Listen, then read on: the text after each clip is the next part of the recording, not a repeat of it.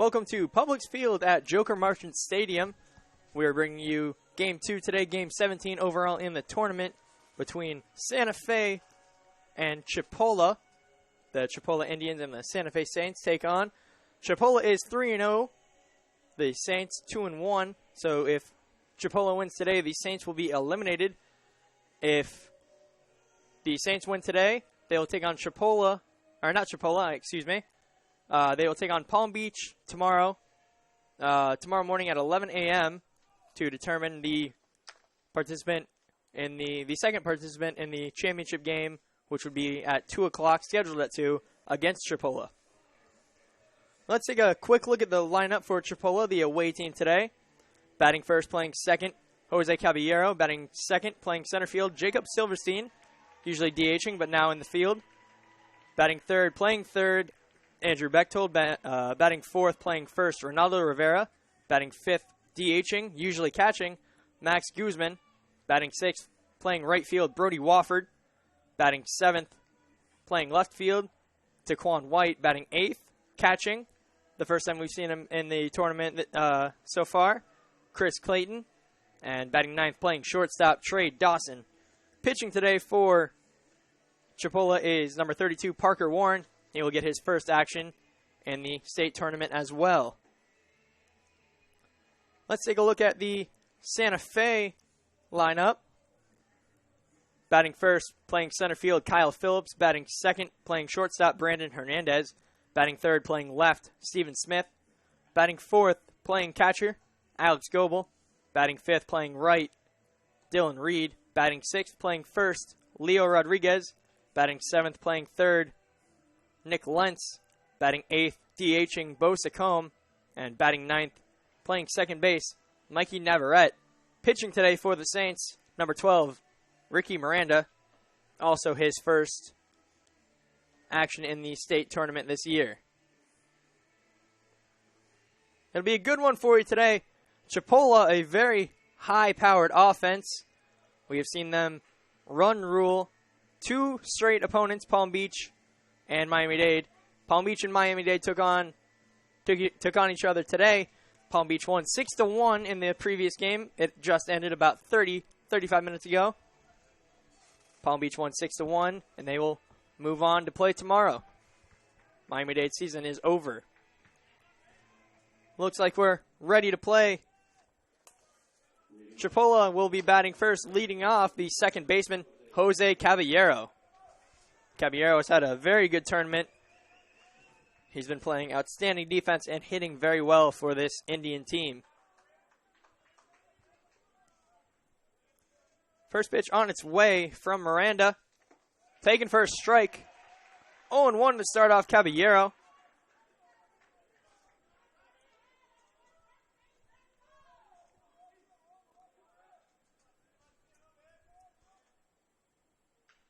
That pitch fouled back. 0-2 now to Caballero.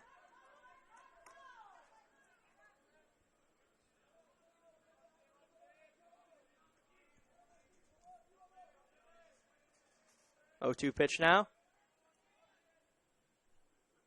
Taken in the dirt, 1-2. This Chipola team, high-powered offense, as I said.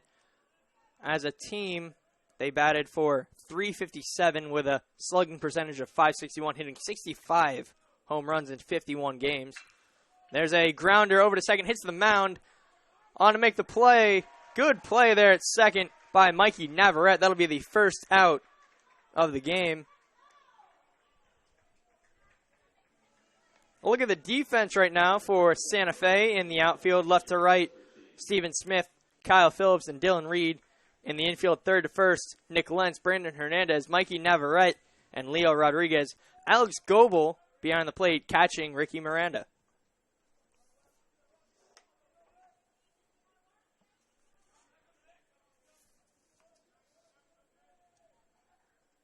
Jacob Silverstein now at bat. Big cut and miss. 0-1 to start him off. First time in the field during this tournament. He's been DHing almost every game. I believe every game for the Indians. I'm sure he's excited to get some action in the outfield. Takes that first pitch for a ball. 1-1 now to Silverstein.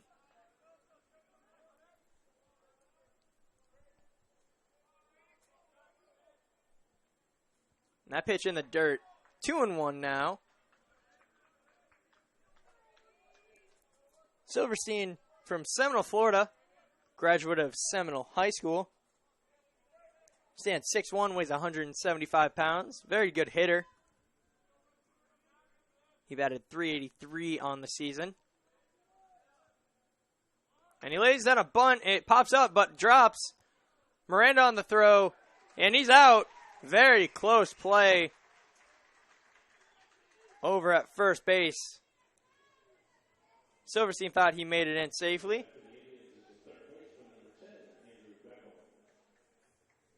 Let's take a quick look at that. Pops up in the air. Miranda on the throw. Very close play. Andrew Bechtold, one of the best hitters for this Chipola team. Second best on the team in average. He's at .436 as of right now. Second behind Ronaldo Rivera at .444. Coming into the tournament, he had a .445 batting average. Absolutely incredible season for Andrew Bechtold. Takes that first pitch. First strike, 0-1.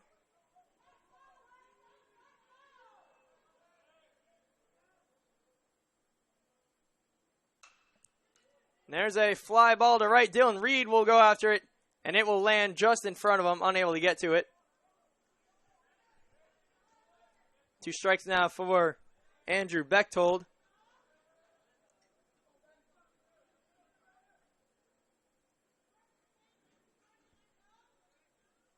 One and 2 the count. My apologies.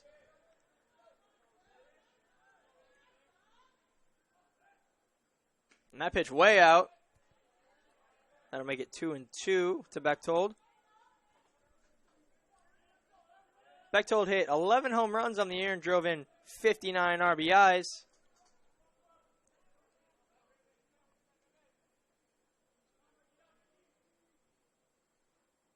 And he takes that pitch on the outside corner, called strike 3. That'll end the inning. No runs, no hits, no men left on base for Chipola. We'll be back in the bottom half of the second. Santa Fe will lead it off.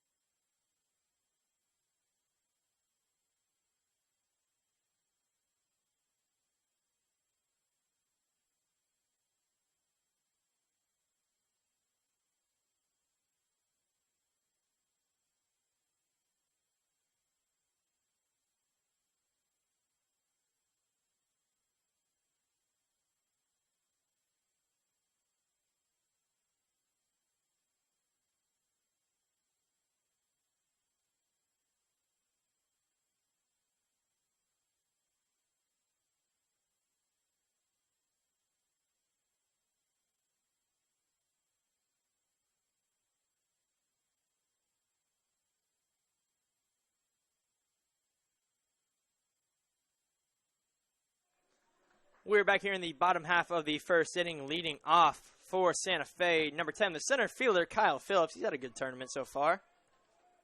He'll look to get things going for the Santa Fe offense. Takes that first pitch for a ball inside, 1-0. Kyle Phillips, good story.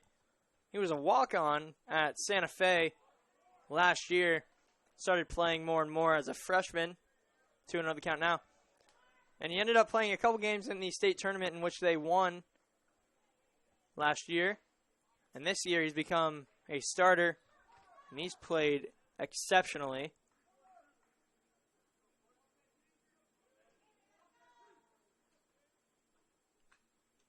Fouls that ball back. 2-2 now. Phillips on the season hit .309, 7 home runs, and 31 RBIs. Not too bad for a former walk-on. And that pitch way inside. 3-2.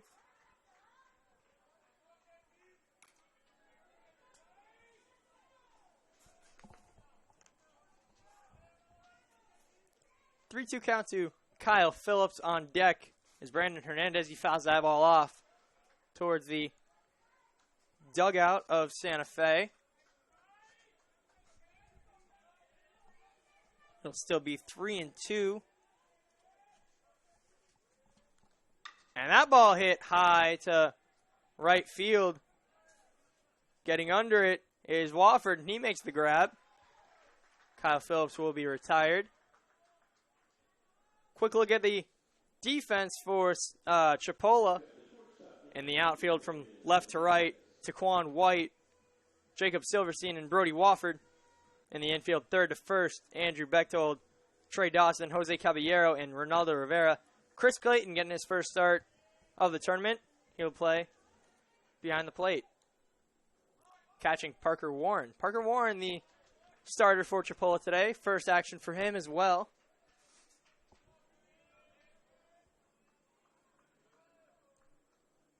That pitch in the dirt outside. 2-0 now. Parker Warren went 6-4 through 35 2/3 innings. Had a ERA of 1.77. 3-0 now to Brandon Hernandez.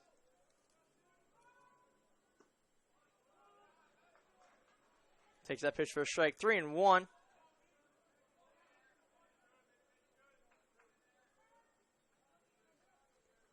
Three-one pitch. Taken for a strike. 3-2 now. Full count. Good job by Parker Warren, able to work his way back into that count. And that pitch taken for a ball. That'll put the first runner on for Santa Fe. Steven Smith, left fielder, will come out to bat. Second time we've seen him play left this tournament. First couple games he played third base. Runner on first, one out for Steven Smith. That pitch behind Smith. That'll go back to the backstop. And Brandon Hernandez will get over to second base without a throw. Steven Smith, .356 he batted on the year. 5 home runs, 35 RBIs. He hit 19 total extra bases. Very good season for him this past. Want to know the count to him? Parker Warren with a man on second in scoring position. Good curveball. 69 miles an hour taken on the outside corner for a strike. 1-1 now.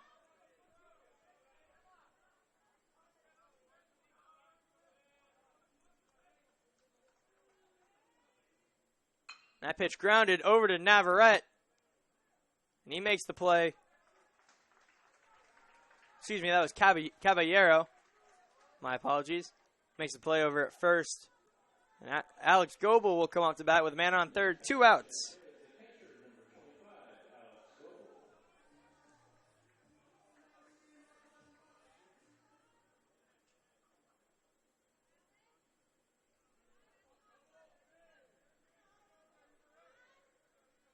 Alex Goebel catching for Santa Fe today. Takes that first pitch outside, 1-0.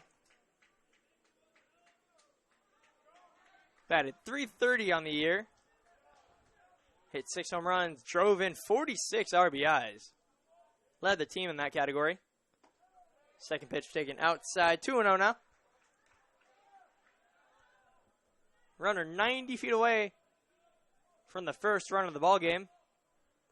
Brendan Hernandez over there on third base. And Goebel takes that pitch for a strike, 2-1 now.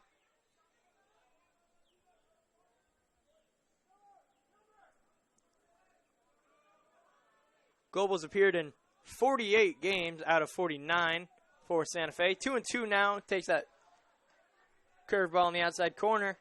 Evens up the count.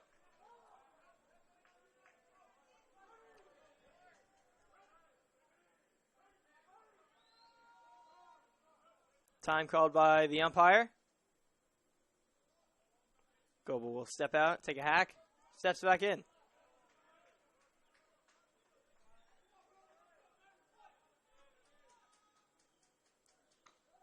Swung on, fouled back. Keeps himself alive. Beautiful facilities here at Joker Marchant Stadium. The spring training home of the Detroit Tigers. Very friendly staff. We've been treated very well here. There's a grounder over to short. Trey Dawson makes the play. That'll end the inning. No runs, no hits. One man left on base. We'll head to the top half of the first. Score tied 0-0.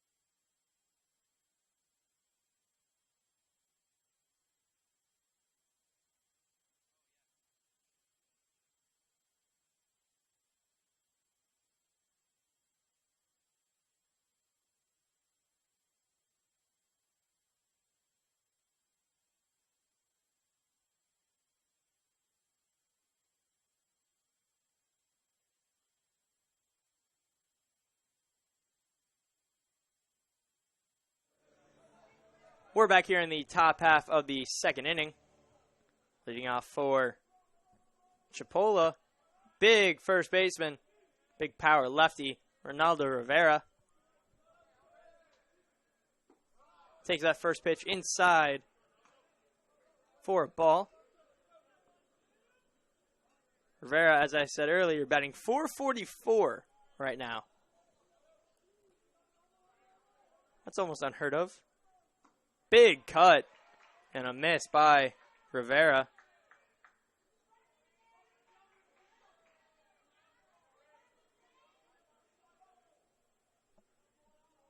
One pitch. Taken for a ball inside. 2-1 now.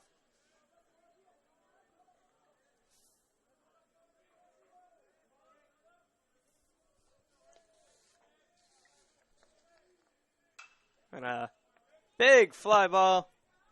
It'll go foul. Down the left field line. 2-2 now.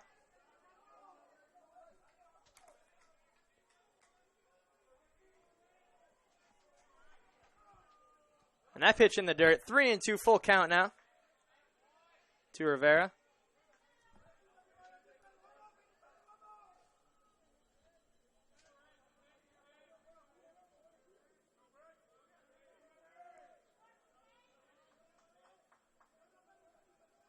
And a big cut, big miss. Rivera down on strikes. And just like that, Ricky Miranda has struck out the two biggest hitters in this Chipola lineup. That'll bring up Max Guzman. He's taking a break in the field today. He'll be playing DH. He's usually behind the plate. One out away. That pitch taken for a strike. 0-1. Chipola has already clinched their spot in the championship game. If they win today, they'll play Palm Beach tomorrow morning at 11 a.m. If they lose today, Santa Fe will play Palm Beach for the opportunity to play Chipola in the championship game scheduled at 2. 1-2 now. The count to Guzman. This Chipola lineup is full of heavy hitters. Almost everybody in the lineup has the ability to hit home runs. And those who do not, or not nearly as much, as Guzman takes that strike on the outside corner. Strikes out looking. Those who do not have the innate ability to hit a lot of home runs, they all have the ability to bat first in the lineup. So you got a lineup full of 3 and 4 hitters and 1 hitters. And that's worked out well for Chipola so far. Brody Wofford comes up, takes that first pitch for a strike. 0-1 to him. That pitch in the dirt, well in front of the plate. 1-1 now. Brody Wofford batting .333, 5 home runs, 45 RBIs. This Chipola team is very high-powered. They've scored 460 runs in 51 games, averaging over 9 runs per game. 1-2 count to Wofford, and he hits that foul down the left field line. We'll try 1-2 again.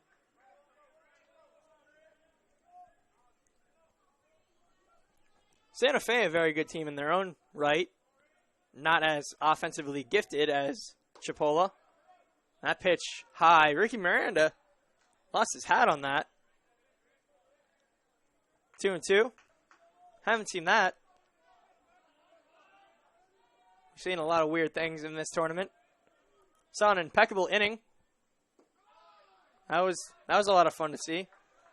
We saw a monster home run by Ronaldo Rivera. Grand slam. Probably hit about 380, 390 feet at the very least. And drawing that walk was Guzman. That'll put the first base runner of the day on for Chipola. Excuse me, Wofford. Wofford on first base. Taquan White comes up. Taquan White batted .320. 27 RBIs on the season. He's drawn 25 walks. Very good at working counts in his favor. 2 outs for Chipola. That pitch outside. 1-0.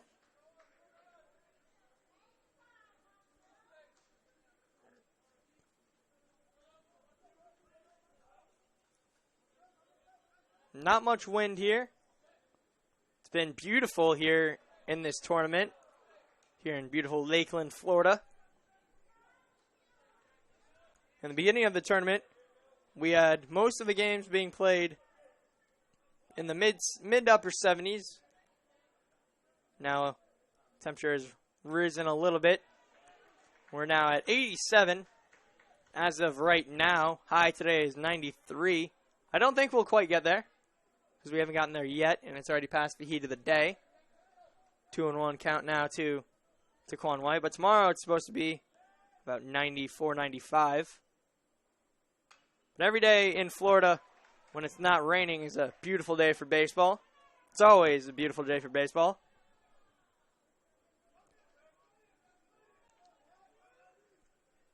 2-2 count. 2 outs, man on first for Taquan White.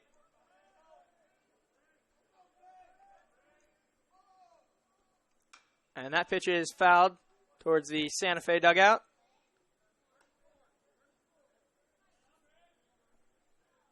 .78-mile-an-hour curveball on that last pitch.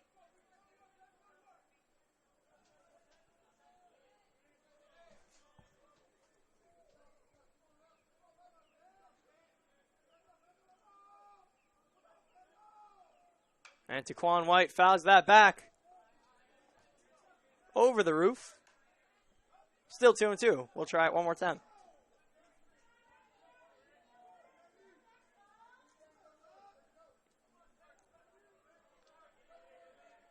Brody Wofford over there on first base. Not taking a large lead. Wofford very fast. Very fast outfielder. Taquan White fouls that pitch off again. Good job by Taquan White keeping himself alive with 2 strikes. Protecting that plate.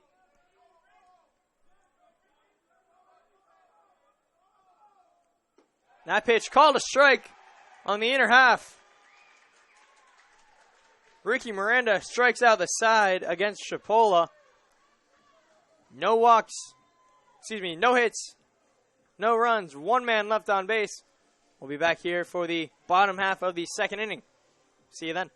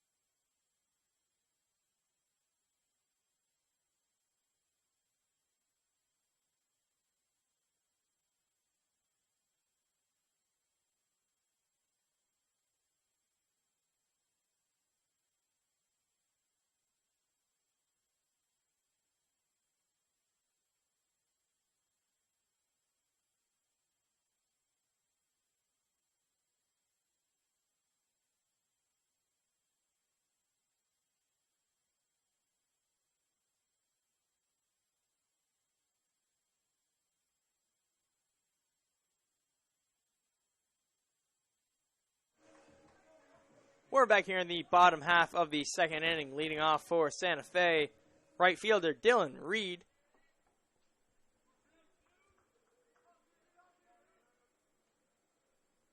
Dylan Reed batting .366 on the season. Drove in 36 RBIs. Drew 26 walks.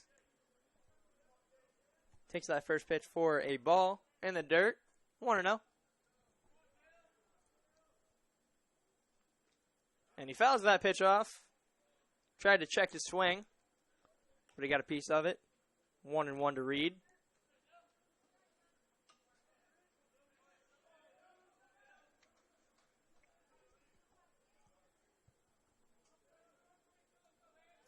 Both of these teams very talented offensively and in the field. And a good snag over there by Parker Warren on the mound.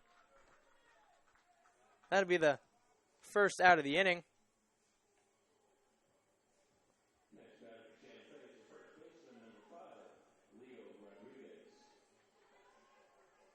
Let's take another look at that really good snag over there at the mound by Parker Warren.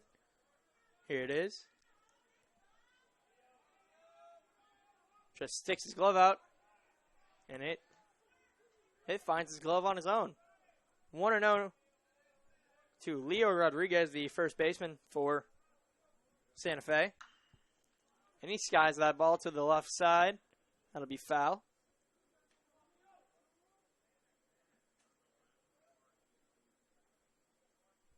One now to Leo Rodriguez. Not the best hitter for average. Not the best hitter in the lineup for Santa Fe, but he does get it done on defense. Takes that pitch outside. 2-1.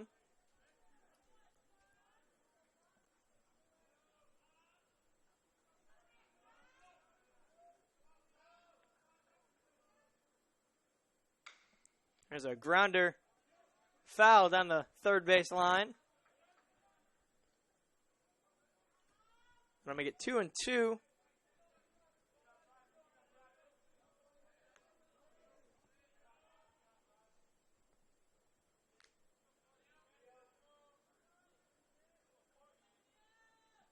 Two-two pitch. Swung on, fouled back into the netting. It'll stay 2-2.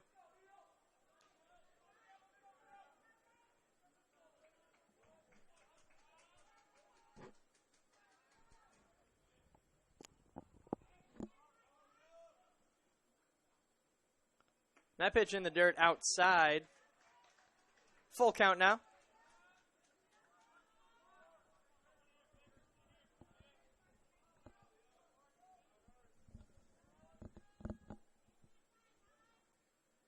And there's a hard hit ball to deep left field.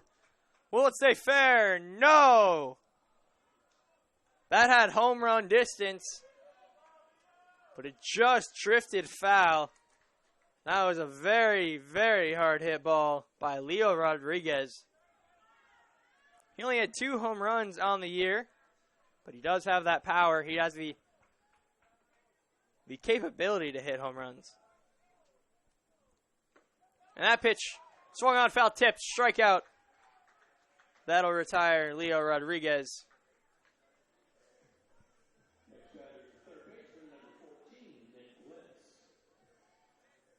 That'll bring up the third baseman, Nick Lentz.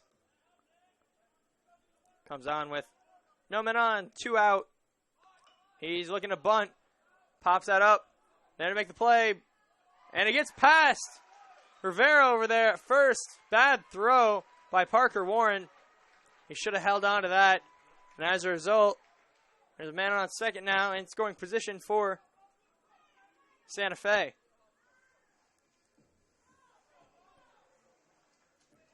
They score that as an error for Santa Fe. Excuse me, error for Chipola.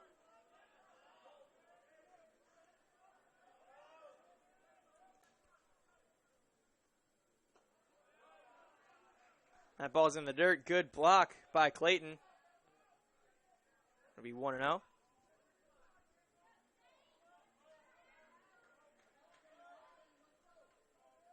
Bosicombe at bat, the DH. And a pickoff move over to second. That pickoff move was almost wide.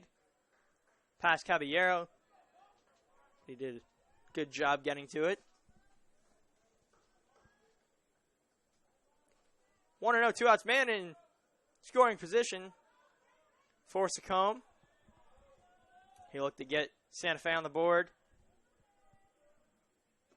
That pitch in the dirt. Good scoop by Clayton. 2-0 now.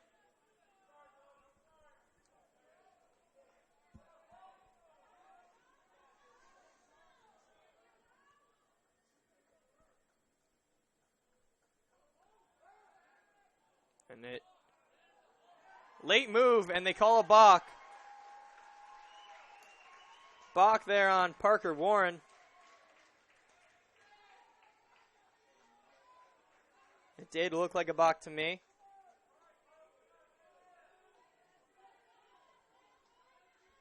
Let's take a quick look at that.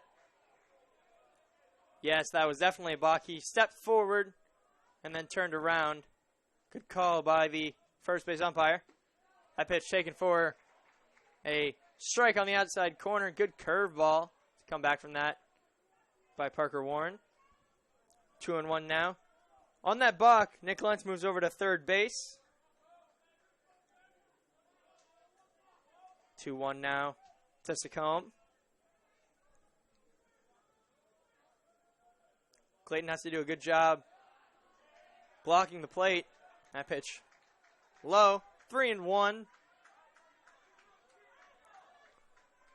Hitters count for Secombe.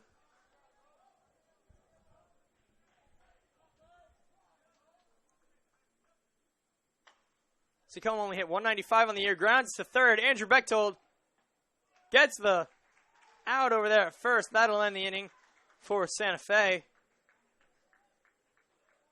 We'll be right back in the top half of the third inning. Score still 0-0.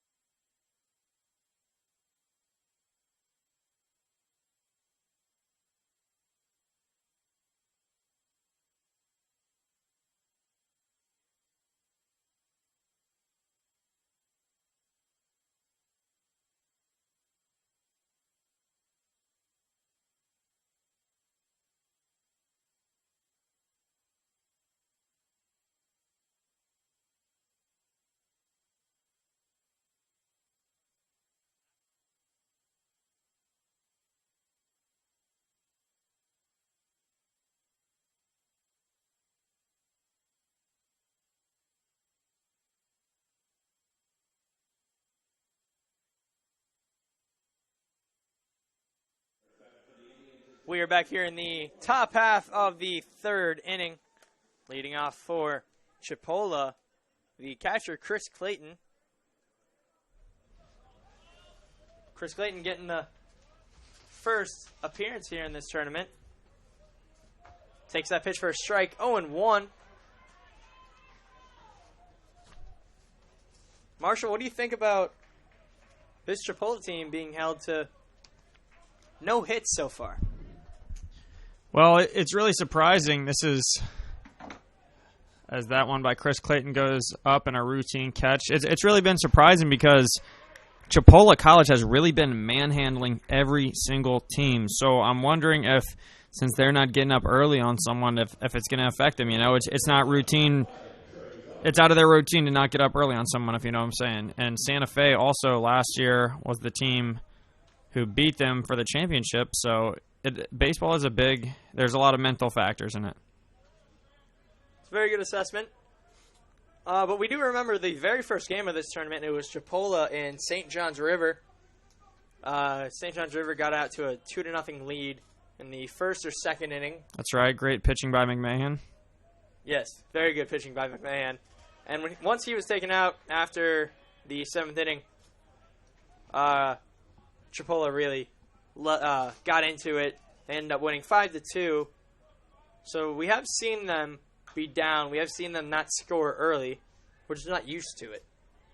Yeah, I mean the past two games they've really just manhandled Palm Beach State College. They've manhandled Miami-Dade College, who just got defeated the game before this to Palm Beach State. So they're on their way home, and it's just really crazy. So if this holds up, if Chipola gets a win here today, they will play Palm Beach State tomorrow at 11.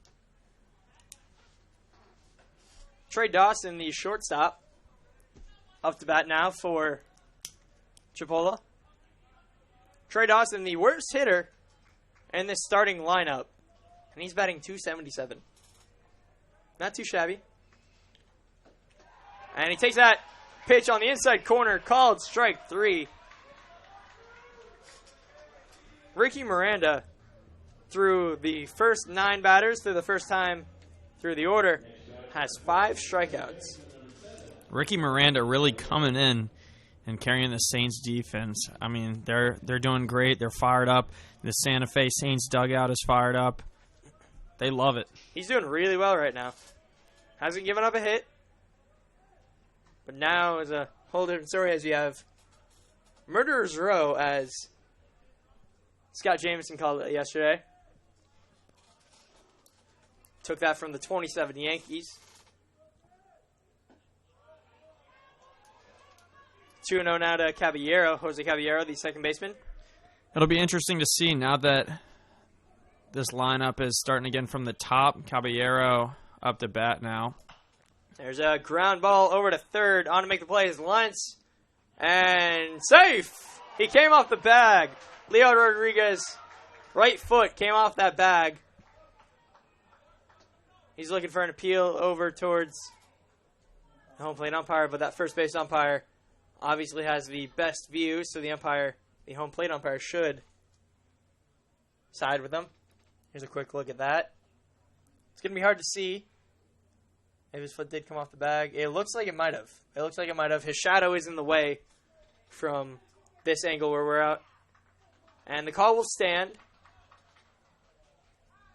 So an error on Santa Fe. That'll put the first runner on the base pass for Chipola. It took the 10th batter, a.k.a. the first batter for the second time, to finally get on base. I believe that's going to be an E5 error on Lentz on the throw. We'll check on it after this half inning, and I'll verify for you. So 2 outs. Jacob Silverstein comes up, playing center field.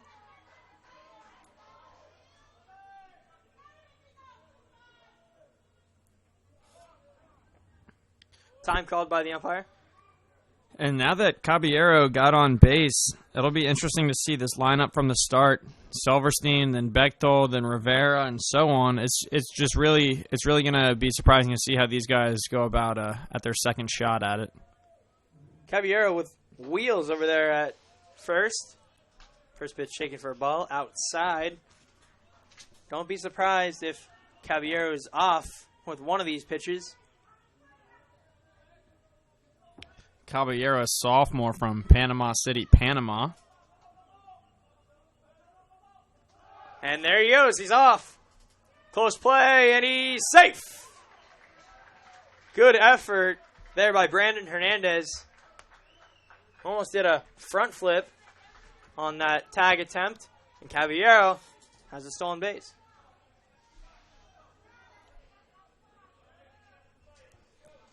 To me, Caballero, the second fastest player on this team behind Brody Wofford. And Brody Wofford, the second fastest Wofford behind his little sister. Those of you who don't know that story, I'll tell it again for you, because I thought it was very funny, and I loved her competitive spirit. After the Miami-Dade Chipola game, Marshall and I were up the elevator, going into the elevator to our hotel. And in the elevator, we meet Brody Wofford's, I believe they were his parents, and his little sister was in the father's arm. We were talking about the game, and I said, Brody Wofford, he's very, very quick for an outfielder. And his sister, who's almost pretty much asleep in her father's arms, looks at me and says, I'm faster. And I love the competitive spirit by her.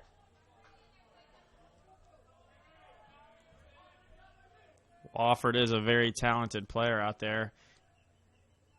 As that pitch comes in, and that'll be 4 balls, so free base there for Jacob Silverstein. He'll go to first, and now this is not what Santa Fe wants.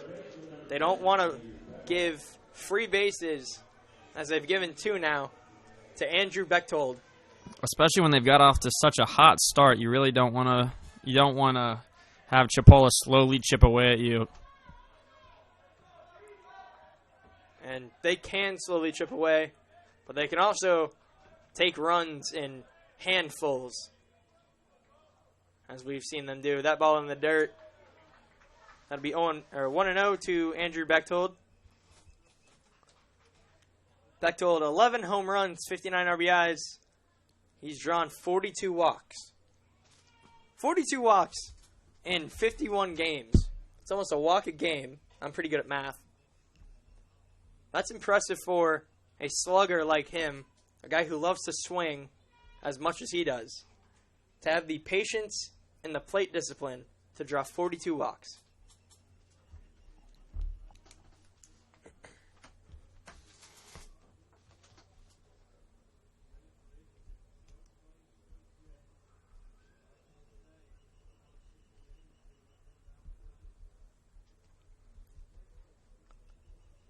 meeting out of the mound.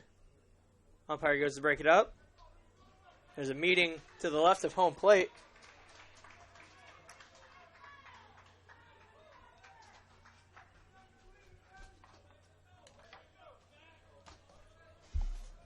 So 1-0 to Andrew Bechtold. He'll have runners on first and second.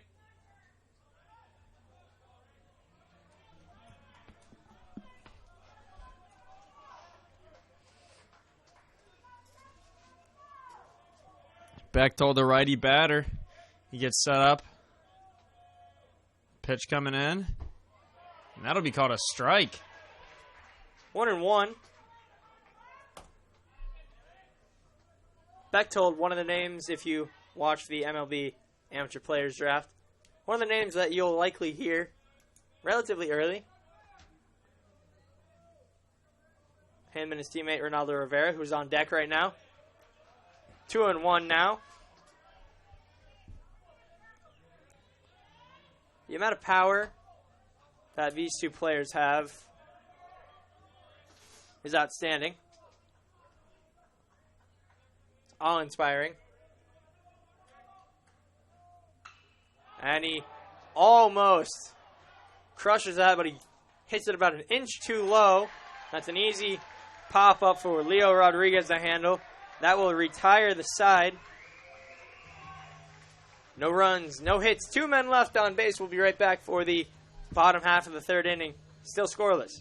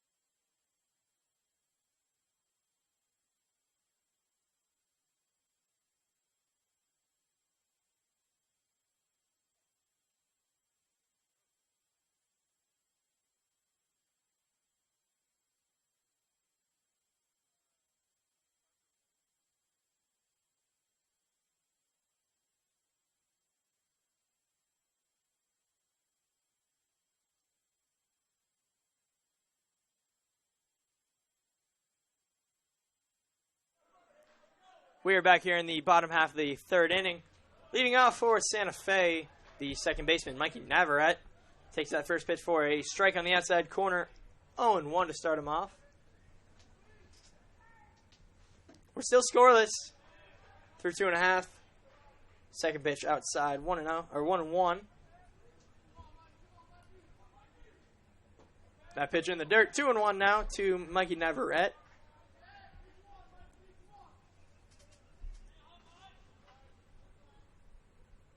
That pitch also on the dirt. Mikey Navarrete hit .302 on the season, drew 15 walks, 22 RBIs. That pitch for a strike. Makes it full, 3-2, no outs. And that pitch hit left field there to make the grab is Taquan White. That'll be the first out of the inning. Kyle Phillips now up to bat for the Santa Fe Saints. Next batter for the Saints is the center fielder, number 10, Kyle Phillips.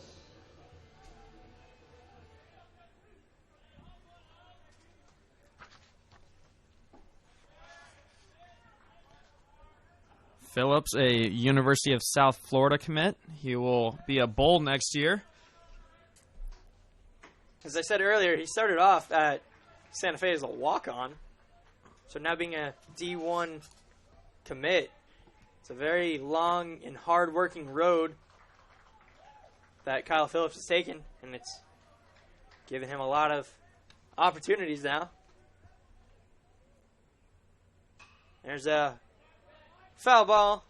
Left field stands off the roof. Oh, it almost killed those two girls that are in the stadium, in the stands. Landed in the seats right in front of them. 2-2 now. Evens it up. And there's a hard hit ball into right field. That'll get past Wofford. Wofford, the throw, play at second will not be made. Kyle Phillips, in there with a leadoff double. Not a leadoff double, with a one-out double. Phillips really showing the speed as he took around that corner after first and dove into second. He got there with time to spare. Shortstop Brandon Hernandez comes up for the second time today. He walked in his first at bat.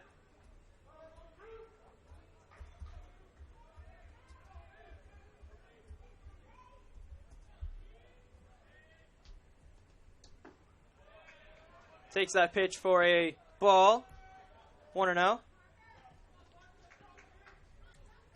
Speaking of commits, Brandon Hernandez is off to University of Central Florida next year.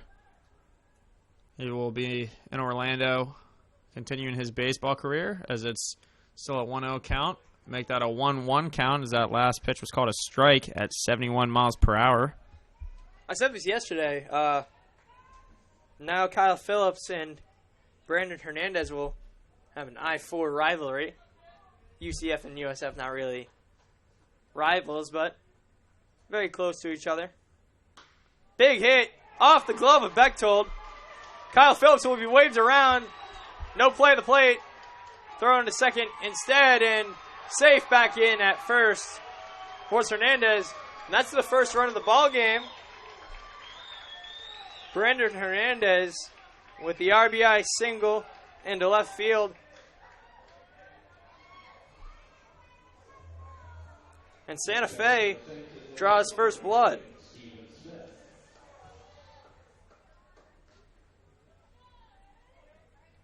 One out away.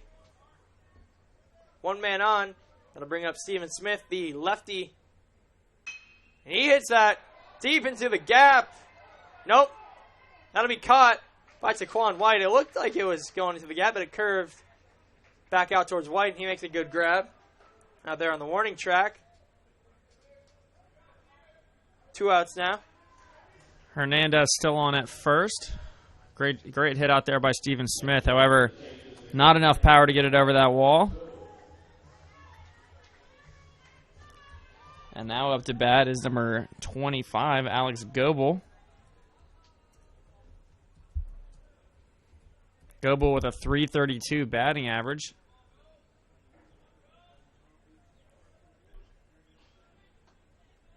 Goebel, a good hitting catcher for the Saints. He had 6 home runs, drove in 46 RBIs. Goebel tied with Steven Smith on those 6 home runs, so it's always impressive when you're tied for home runs with such a talented player like Smith. So fresh count here for Goebel. Runner on first and 2 outs. Quick little conference meeting on the mound for Chipola as they're looking at a way to get this final out.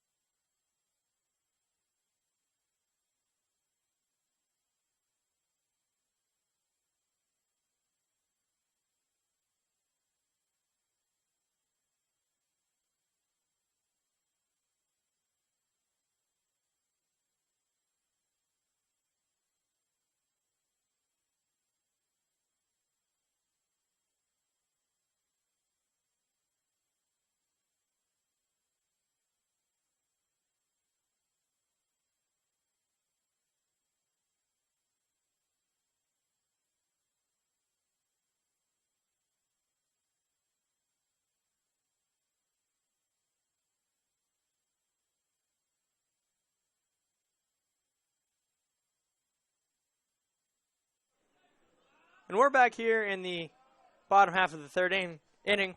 A surprise pitching change by Chipola on to relieve Parker Warren is number 16, Robbie Knox.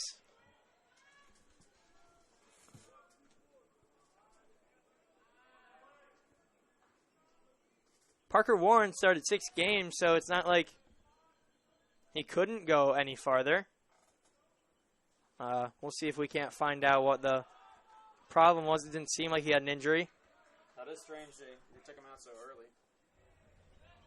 That is strange they took him out so early. However, Robbie Knox will take the driver's seat from here. He faces Alex Goebel. 2-0 count to Goebel now. Move over to first. Brandon Hernandez back in there easily.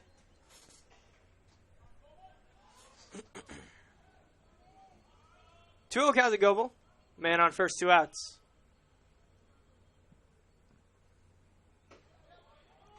And he throws a strike in there, 2-1.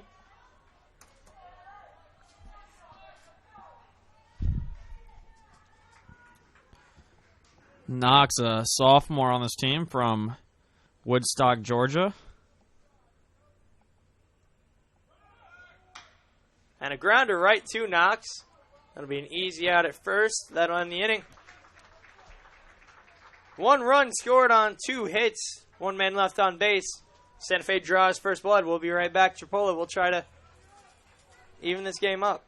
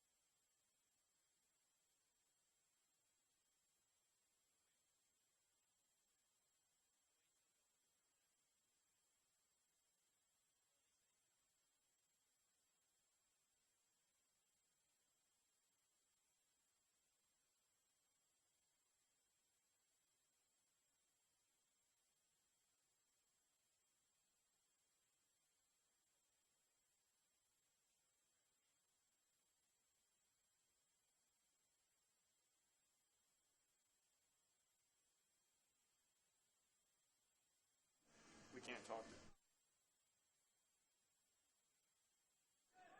We're back here in the top half of the fourth. Leading out the inning for Chipola is Ronaldo Rivera. Let's take a quick look at what he did to Miami-Dade 2 nights ago.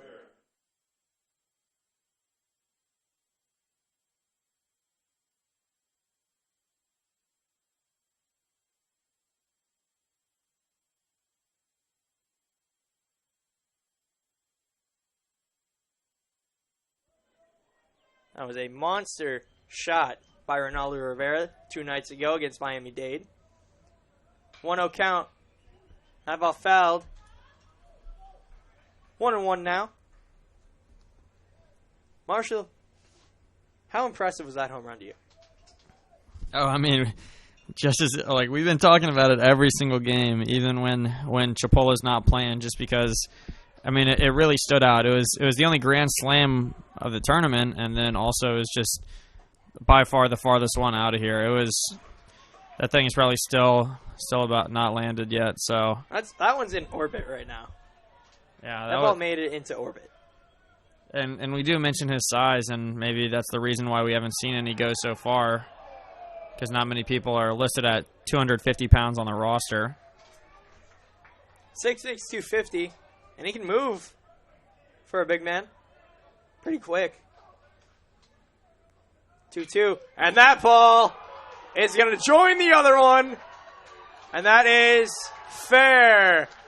Wow. Oh, wow. This guy, I can't get enough of Ronaldo Rivera. That's insane.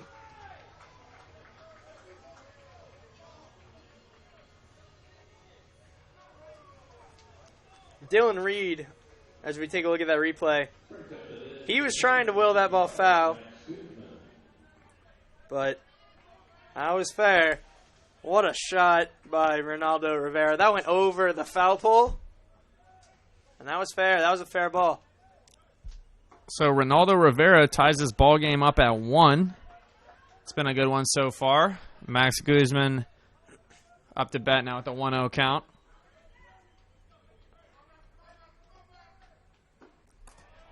Takes that pitch for a strike. 1-1. Now to Guzman. You know, Chris, it's funny. We were just talking in between the break just about, you know, potential home runs this game, how we haven't had any yet, and then right after that, one just takes off above Margaritaville patio. And there's another shot to right field. And back-to-back home runs. Ronaldo Rivera and Max Guzman. And like we said, the high-powered offense for Chipola. Just like that, Chipola has the lead. Don't poke the bear. Can't poke the bear because they have woken up. Here's a replay of that Guzman home run. That thing all the way over to the bullpen is out of here. And Chipola, they are pumped up right now. That entire dugout is pumped up. And here's Brody Wofford. And he lays down a bunt. And that went almost as foul as the past 2 home runs. The ball went foul. I'm seriously impressed every time this Chipola team plays.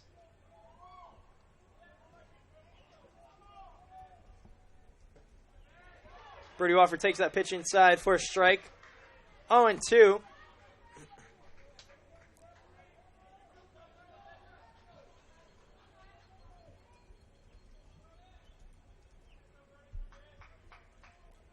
And Brody Wofford hits that into the gap. And between right and center, that'll be extra bases for Wofford. And he'll get into second easily. Nobody covering over at second. The shortstop, Brandon Hernandez, didn't do his job. So even if they could have had time for a throw over, there wasn't anybody there to cover. And Santa Fe is sending a couple guys out to the bullpen now. See if we don't see a quick pull from Ricky Miranda by Johnny Wiggs. 3 straight hits for this Chipola team. That's what they can do to you. 3 straight extra base hits, 2 of them being home runs, 1 of them a double by Wofford.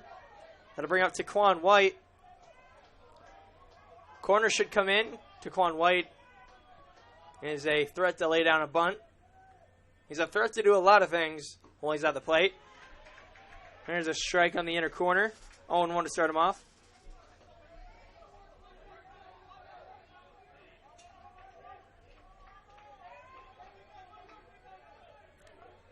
Wofford on second. Man in scoring position. No outs. Taquan White at bat. That pitch outside. 1-1. Still no outs here. Runner on second. Couple players in the bullpen warming up for the Saints.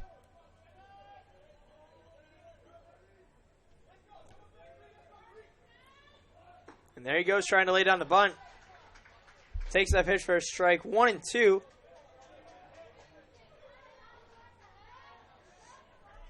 And even though this Chipola team has a lot of power, they do like to play small ball in the latter half of the lineup. With Taquan White, Trey Dawson, Brody Wofford. All of them very fast players. That pitch outside. 2-2 evens up the count once more. And it looks like people are over in the Margaritaville patio still looking for that home run just shot a few plays ago. That one didn't go over that roof like the first one from Rivera. But it did go far. And there's a base hit up the middle. That should score Wofford. No, they'll hold him up. They'll hold up Wofford. Good thing. That was a pretty good throw out there in center field by Kyle Phillips. Nobody's covering first. Taquan White trying to bait a bad throw. Now there's going to be runners on first and third. No outs. Max Guzman, who hit that last home run, he's still cheering on his teammates. He's still pumped up. Chris Clayton comes up. He struck out, looking his last at bat.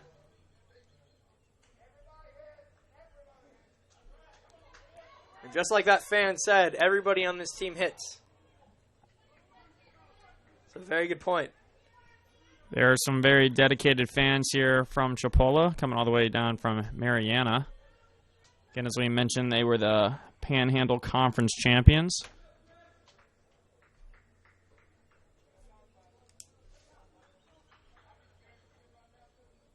There's going to be a meeting on the mound. Take a quick break.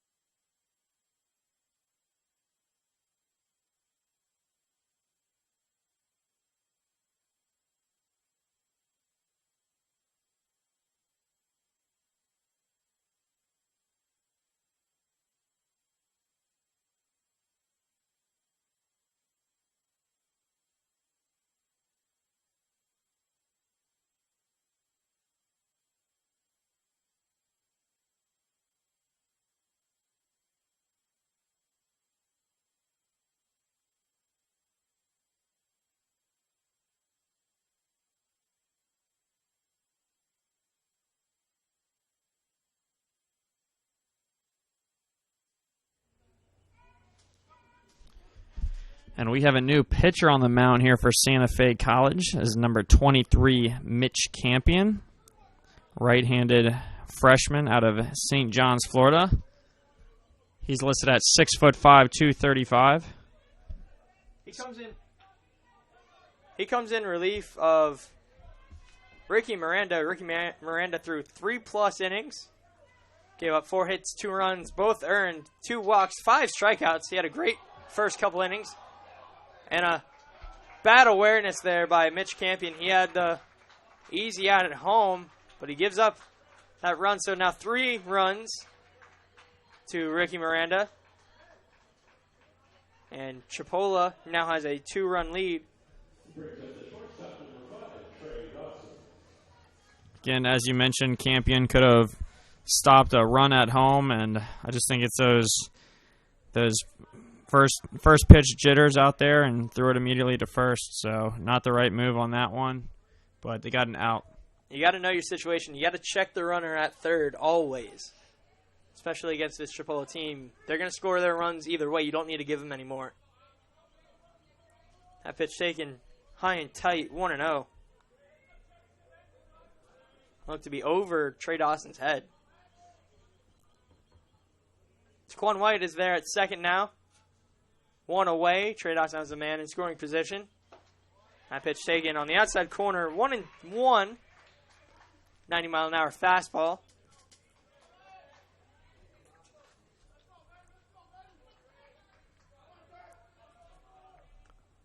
Ricky Miranda is still responsible for Taquan White over there on second.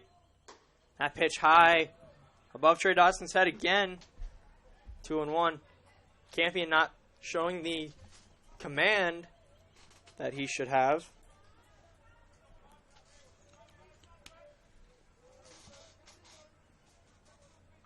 Two-one pitch to Dawson. Swung on, miss. Good cut by Dawson.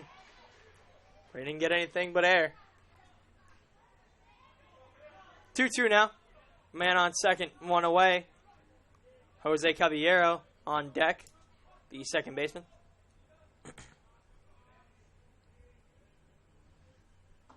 And he checks on that pitch high, works the count full.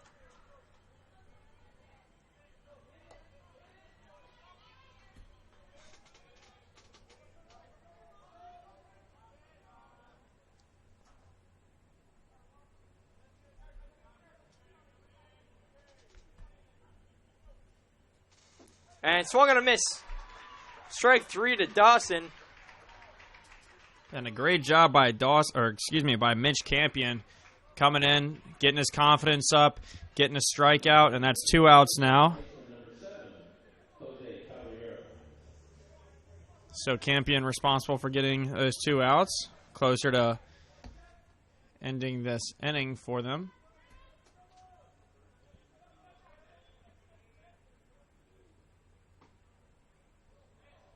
That pitch called a ball. Just a little inside. Caballero up for his third at-bat. Campion eyes him down.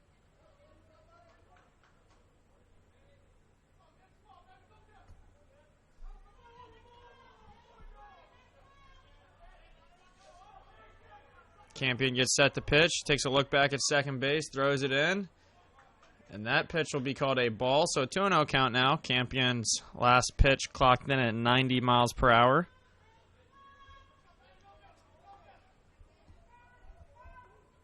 Man on second, 2 outs. Chance to extend the lead for Chipola. And that pitch is low. 3-0 now to Caballero.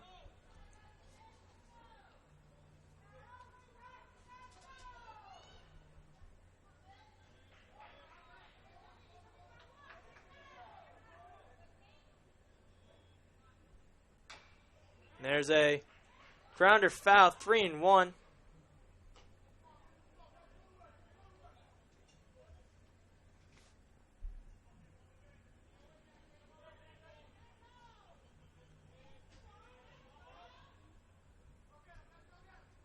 Three-one pitch to Caballero. Swung on, fouled back towards the right field stands. So good job by Campion. Coming back in this count. Started off 3-0, now 3-2 full count. Campion looking to get one more strike to get into this inning. Off with the pitch is White. Grounder over to third. And good play by Nick Lentz, able to get that third out. Chipola scores 3-2 on those 2 big home runs by Ronaldo Rivera and Max Guzman. One more off a RBI sacrifice hit. We'll be right back in the bottom half of the fourth. Santa Fe will look to get a couple of those runs back. We'll be right back.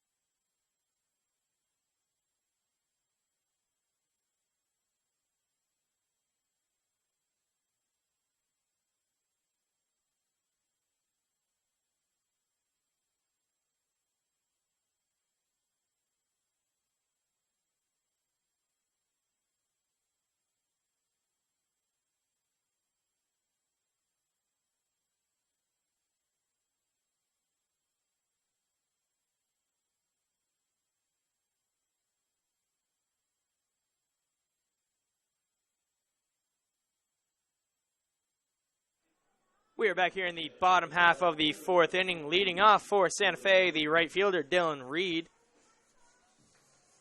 Reed grounded out to Parker Warren. Ground out to the pitcher.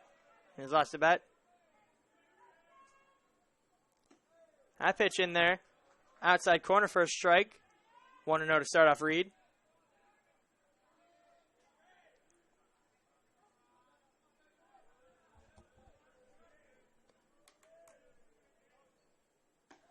That pitch also there on the outside corner. 0-2. Reed hitting .362 on the year. Also stole 19 bases while he was on the base paths.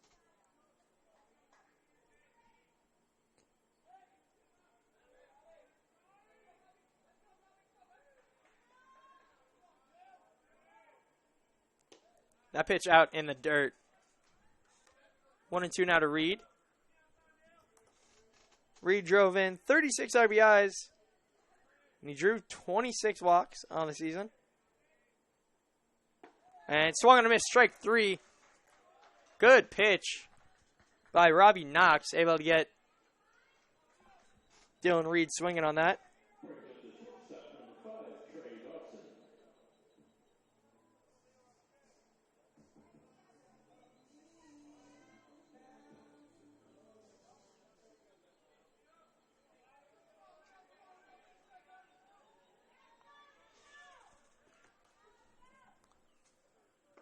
Big cut by Leo Rodriguez to start off his at-bat.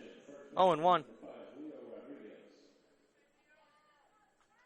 He struck out swinging in his first at-bat. 0-1 count to him. Fouls that one. 0-2 now.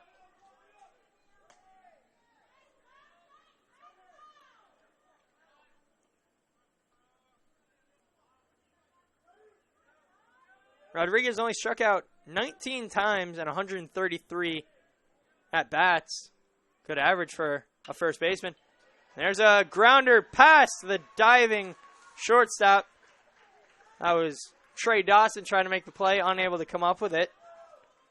And Leo Rodriguez is in there with a base hit.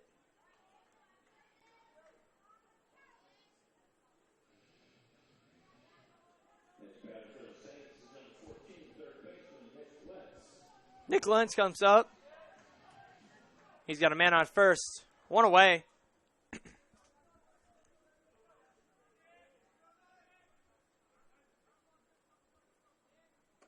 That pitch in there for a strike to start him off. 0-1. That was a good curveball by Robbie Knox.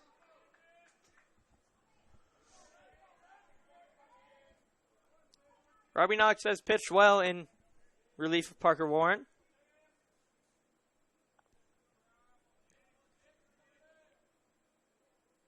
That pitch inside. 1-1 now.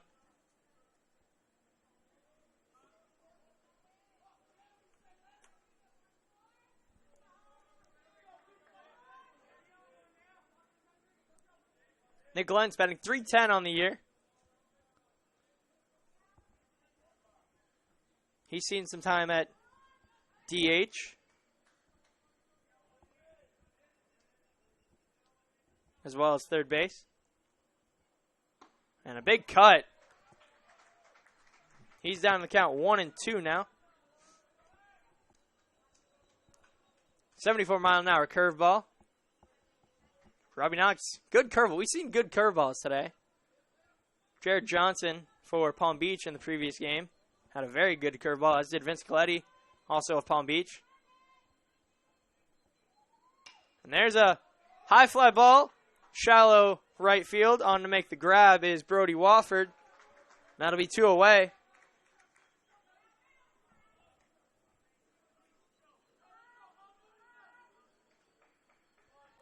That'll bring up Bo Sacombe, the DH. He'll try to do something with a runner on first.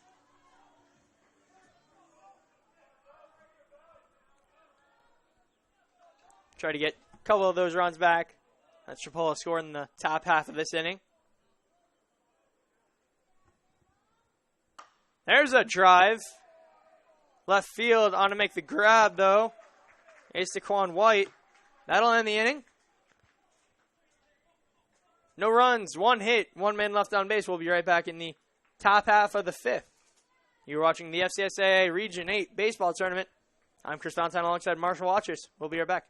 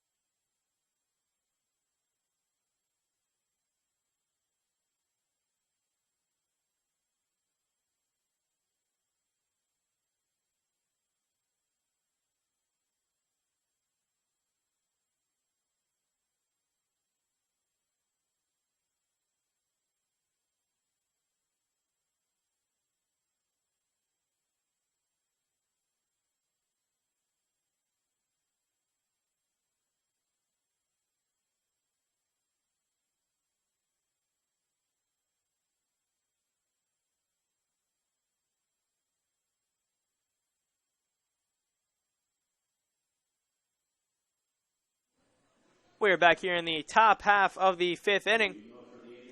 Leading off for Chipola, the center fielder Jacob Silverstein.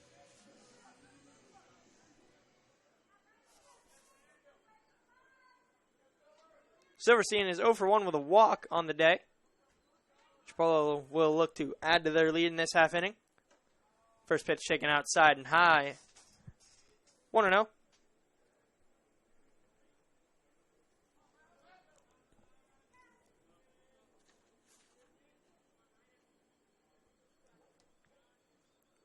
There's a base hit in the left field. Good piece of hitting by Jacob Silverstein. And I'll put the leadoff runner on for Chipola.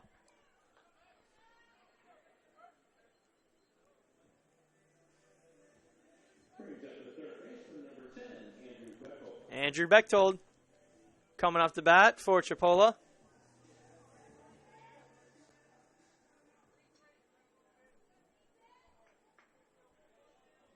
Mentioned his batting average earlier, .436. He had 75 hits in 51 games. And there's a hit up the middle. Good play by Brandon Hernandez. What a play. That was excellent. That was one of the better plays that we've seen here. Diving up the middle was Brandon Hernandez. Able to flip that ball back behind him to start off the double play. That was outstanding. Here's a quick look at that. Let's take another look. That looked like it was going to be a base hit. Able to flip that ball back behind him. Get the runner at first and second. Finish off the double play. That's outstanding. Good fielding out there at shortstop by Brandon Hernandez.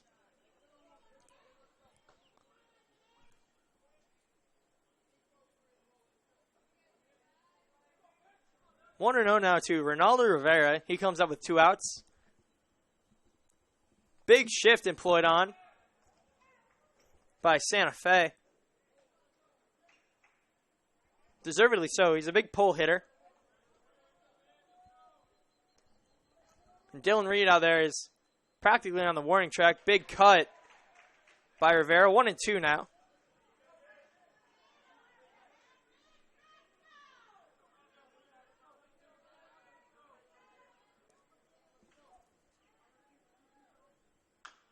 There's a foul ball back behind him. 1 and 2. 2 outs. Nobody on.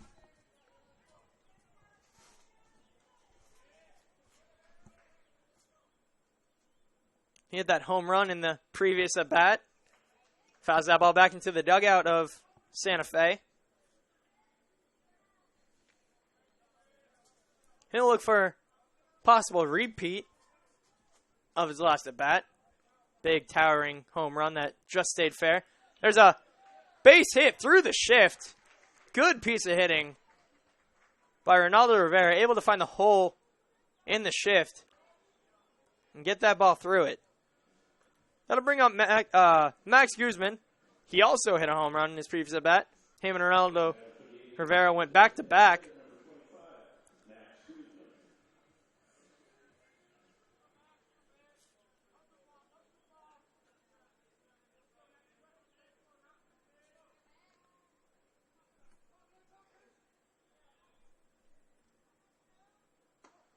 First pitch in there for a strike. 0-1 to Guzman.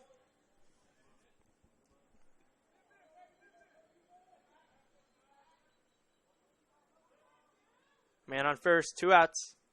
Big cut by Guzman. Now he's down on the count, 0-2.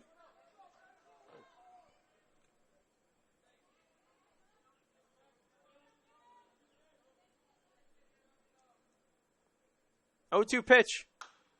Grounded. Foul to the third base area. Count will stay 0-2. Good job by Guzman, able to keep himself alive.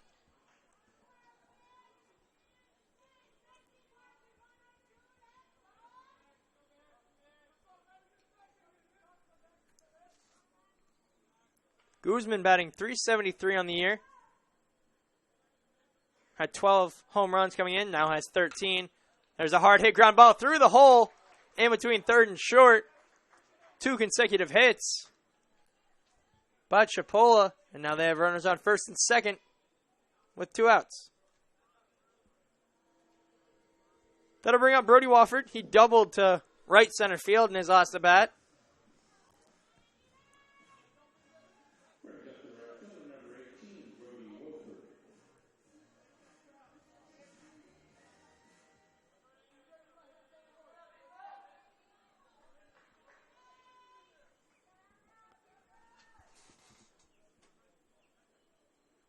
Wofford, known for his speed, more than his power, but he does have enough power to hit a ball out. He hit 5 out, drove in 45 RBIs coming into this game. 56 hits in 50 games, 11 doubles. No triples, that's weird for someone with his speed. 23 extra base hits for Brody Wofford. 24 after that double.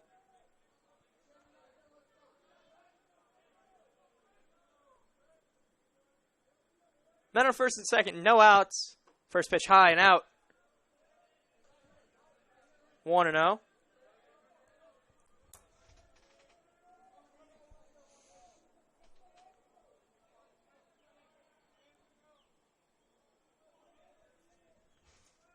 Pitch.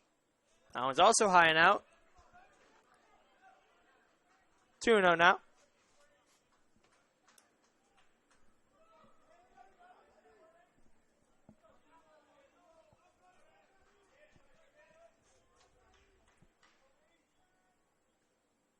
Big cut by Brody Wofford. Nothing doing. 2-1. He's trying to hit that to the moon.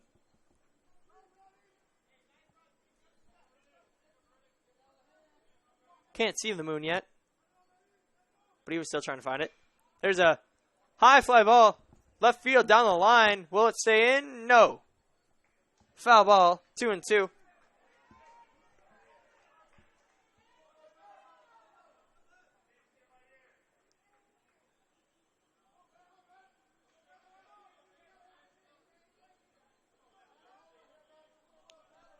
Two count to Brody Wofford, 2 outs. Men on first and second. He's trying to get another couple of runs home for his team. Another high fly ball. That'll go foul.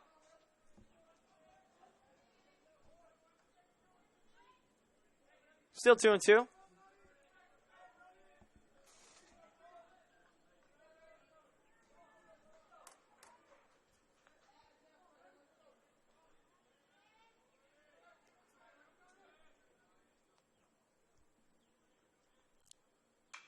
And another high fly ball down the left field line. That looks like it'll curl foul again. And it will. 3 straight foul balls to left by Brody Wofford,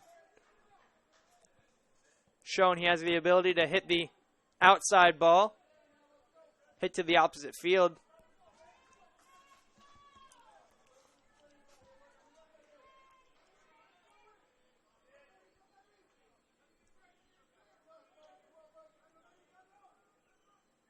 And there's a good play by Brandon Hernandez. That was hit straight to him. He was able to, he bobbled it a little bit, but he was able to contain himself and get the out over at second base. That'll end the inning. 3 hits, no runs. 2 men left on base for Chipola. We'll head to the bottom half of the 5th inning. Score still 3-1.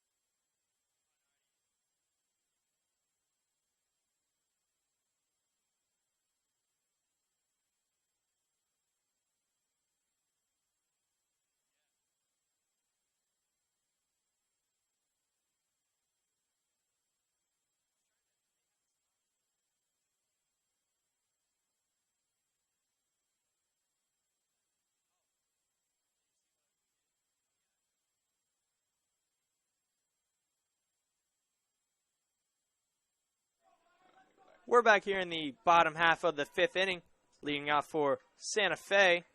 The second baseman, Mikey Navarrete, takes that first pitch for a ball, 1-0.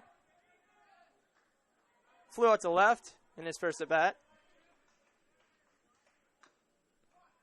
Fouls that ball back, 1-1 now.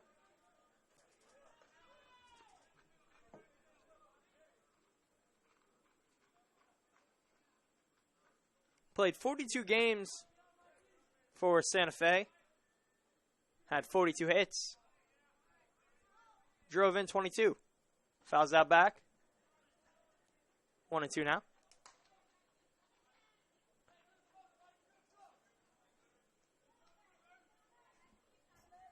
On deck, the leadoff hitter, number 1 hitter, Kyle Phillips.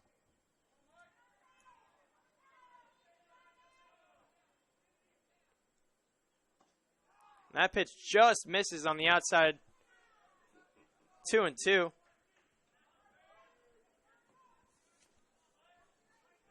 Might have been by an inch or two. That ball lifted foul into right field. Lands in the stands.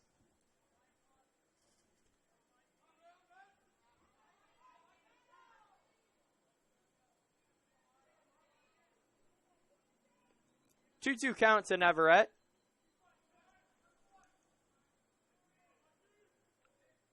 And that, Navarrete takes that off the lower thigh.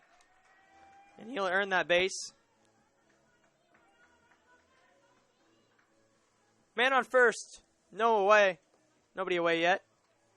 For Kyle Phillips. He doubled to right field and flew out to right field in his last 2 at-bats.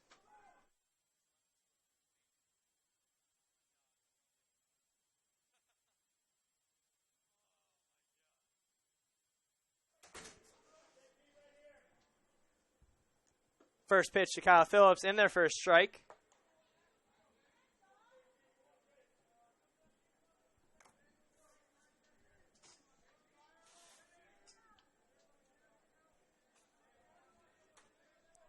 Oh, 1 to Phillips.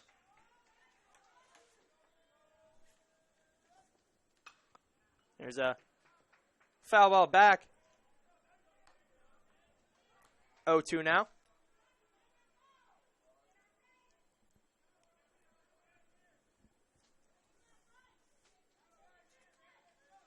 Robbie Knox still pitching for Chipola. He's pitched well in relief. Move over to first, nothing doing. Back in easily was Navarrete.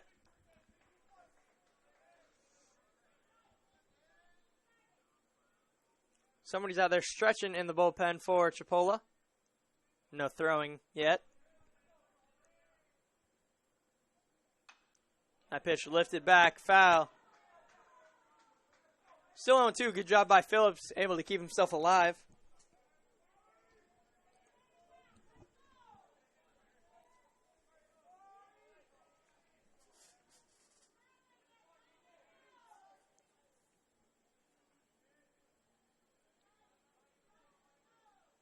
Oh, 2, nobody out, man on first. Move over to first.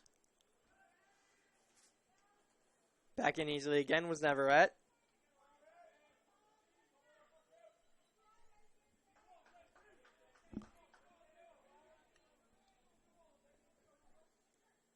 That pitch just misses the inner corner. That'll be a ball 1-2. That one was very close. Maybe another couple inches like the last one to Navarrete.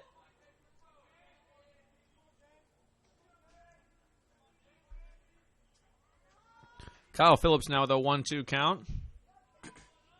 Awaiting the pitch. Steps out, calls time. You'll see a lot of batters do that when the pitcher takes a little bit longer than necessary to deliver a pitch, because that batting stance sometimes can be uncomfortable. You always want to be comfortable when you're at the plate. That pitch fouled back. Phillips again fouling that ball back. 1-2.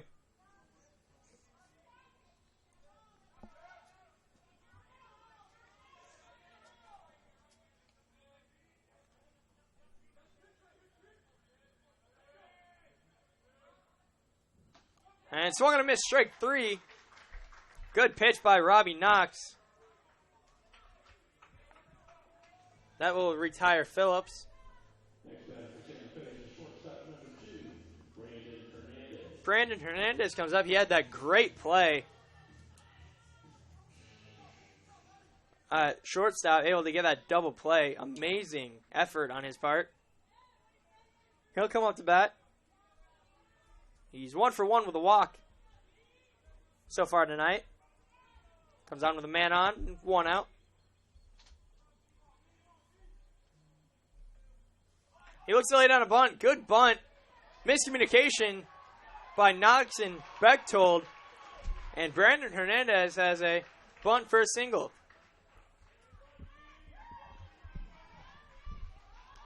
And how about the Saints getting after it? Runners on first and second. Closer to scoring position now. Only with 1 out. Some stuff going for him right now. As number 8, Stephen Smith, the University of Tampa commit, is coming up to bat. Going to that D2 powerhouse of University of Tampa.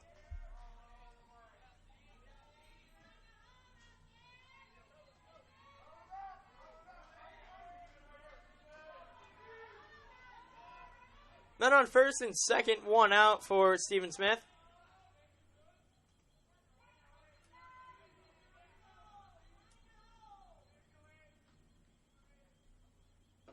That pitch taken low. 1-0 now. Stephen Smith 0 for 2 today. There's going to be a meeting on the mound. We'll be right back.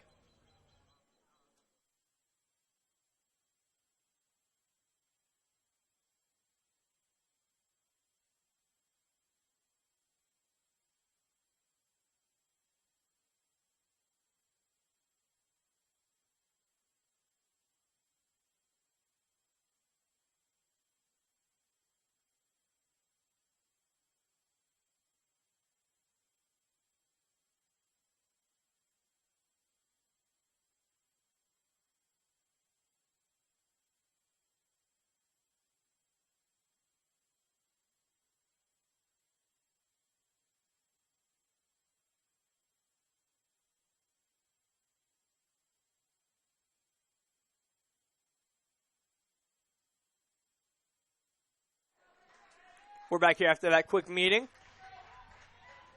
1-0 to Stephen Smith.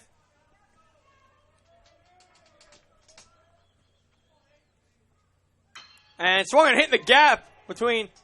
Oh, wow, that was actually a blooper. Able to make the catch coming in was Silverstein. That looked like it had a lot more power behind it than it really did. And the runners are still at first and second. No movement there.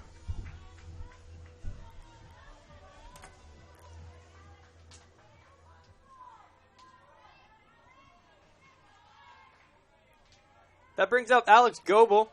He's 0 for 2 today. 47 RBIs.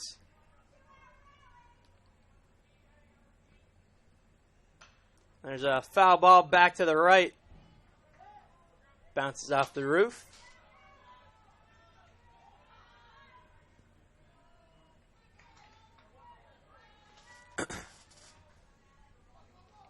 Oh, 1 now to Goebel. Goebel also playing well in this tournament so far. He really has. He's one of these catchers that's really a standout guy in this tournament, and he's just really stepped up for this Saints team. Takes that pitch outside, evens it up 1-1.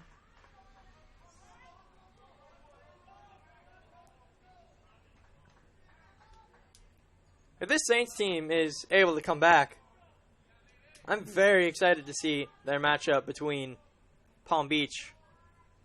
What that would be. That's fouled back as well. 1-2. I think it'd be a very, very, very good game.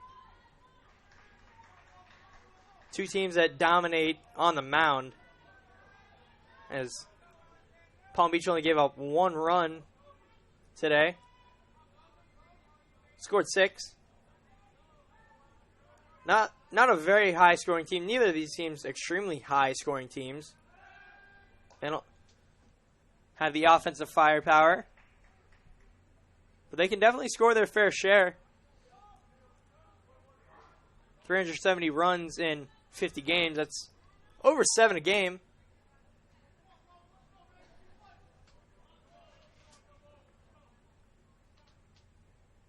That pitch outside. Good grab by Clayton behind the plate. 2-2 now. And Guzman, the catcher who you've seen previously in the tournament, he is now the designated hitter today. So Clayton's been doing a good job behind the home plate. It's always good to have two catchers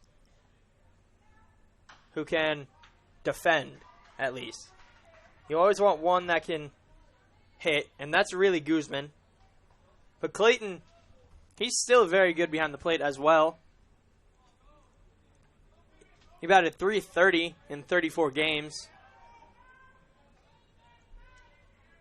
So, can't really knock him on offense. Speaking of catchers, Alex Goebel has been playing catcher for the Santa Fe Saints, and Bo Sacombe, who's been the DH, is also listed as a catcher. Clayton was trying to possibly get a pickoff over at first base, but in the transition, dropped the ball. So it's going to be 3-2, 2 outs, men on first and second for Alex Goebel.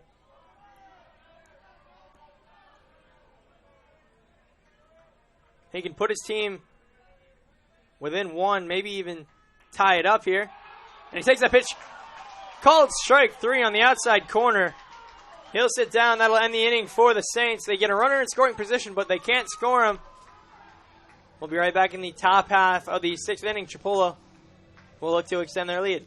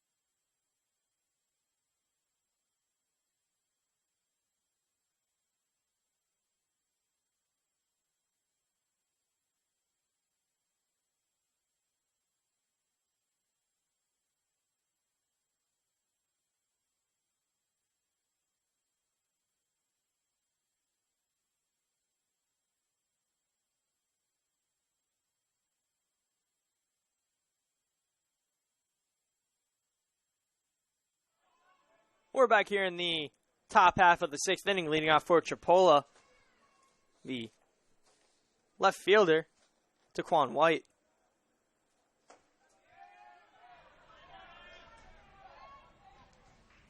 Taquan White, 1 for 2 on the day with a strikeout. Takes that first pitch for a strike, 0-1. That pitch low and outside, evens it up 1-1.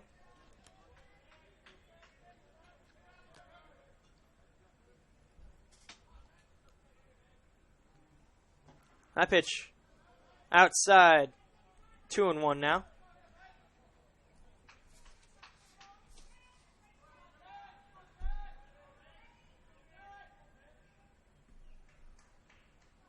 And he swung. I believe that was in the zone anyway. Tried to check. 2-2 now. Taquan White very fast.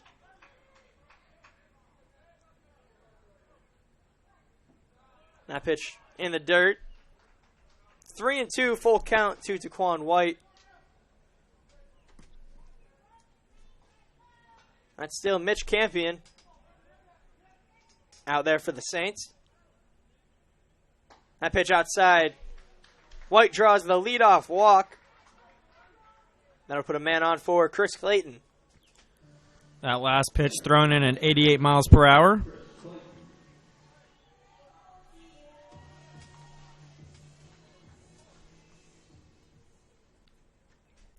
DJ's been playing good songs for the walk-up music for these players.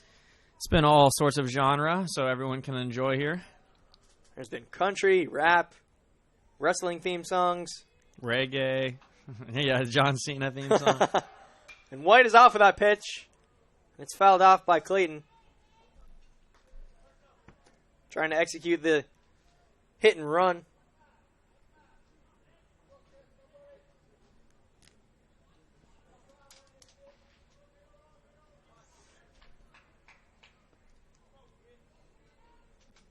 Oh, 1 now to Clayton.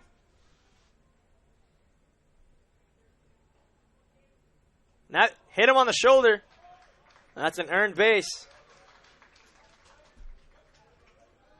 And that's something that Santa Fe can't do if they want to find their way back into this game. They can't be giving away bases with walks and hit batters. We saw that from Miami-Dade, and it didn't work out for them one bit. They were 10-run ruled.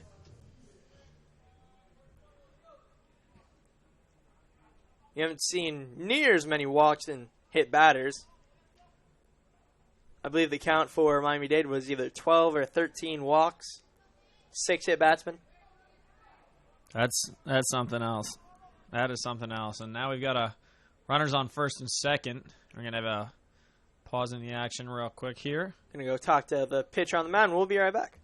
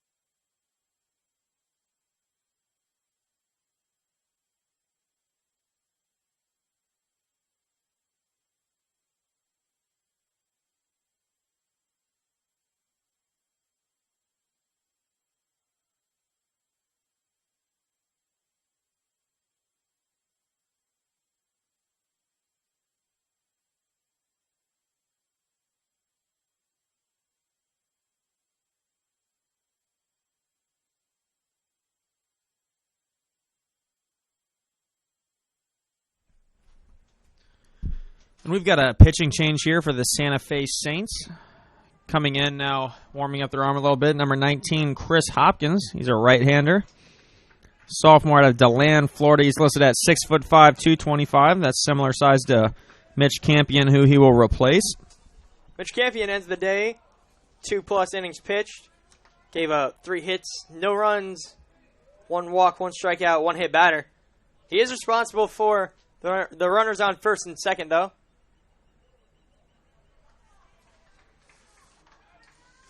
That brings up Trey Dawson.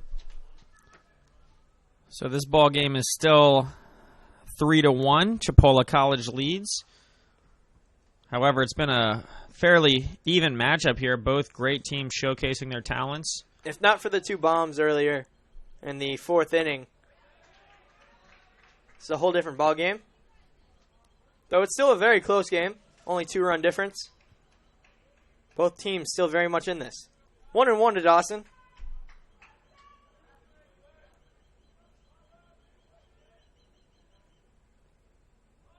Looking delayed on the bunt is Dawson. Pulls back. 2-1. Hopkins' last pitch clocked in at 88 miles per hour. He's still got runners on first and second and 0 outs. So Hopkins trying to come in here and make a difference, fill in where Campion left off. And in the next 10 minutes or so, that shade is going to be in between the pitcher and the batter. And there's a bunt foul. Popped up a little bit. Trying to make that grab was Lentz. 2-2 now to Dawson. That shade is going to be playing a factor in the offense in the next couple innings. It's hard to see the ball when it comes from the sunlight into the shade. It takes your mind and your eyes a couple seconds to process the change. Not much time at all to process when some of these balls are coming in at 90 plus. And a great curveball, 74 miles an hour. Trey Dawson is down looking. That's the first out of the inning. That'll bring up Jose Caballero. He's 0 for 2 on the day and reached on an error.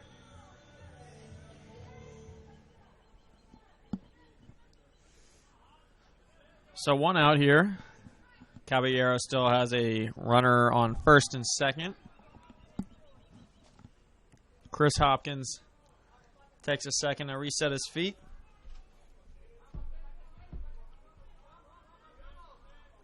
Hopkins, we mentioned, is a sophomore. That pitch high and tight. 1-0 to Caballero.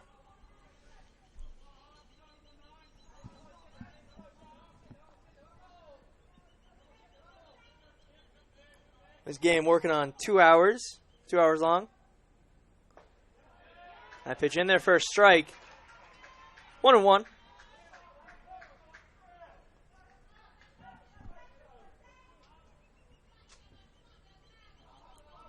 The games lately have shortened a little bit. The games earlier in the tournament were lasting 3.5 hours. There's a base hit into right field. That'll score a run. Chipola will now lead 4-1. Good base running. Good coaching. Calling for that hit and run. And it worked out to perfection. Daquan White able to score. And Chris Clayton able to get all the way over to third. So now this score is 4-1.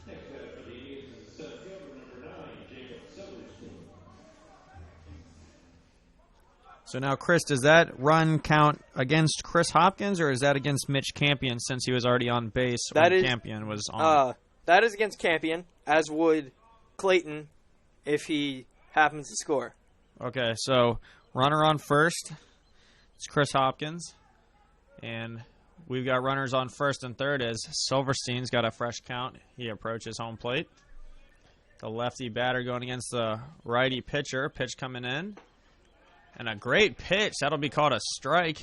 That pitch came in at 86 miles per hour, and that was perfectly placed within the strike zone. So, as of right now, the scoreline for Mitch Campion, 2 innings pitch, 3 hit, 1 run earned, with a walk in, a strikeout, and a hit batter.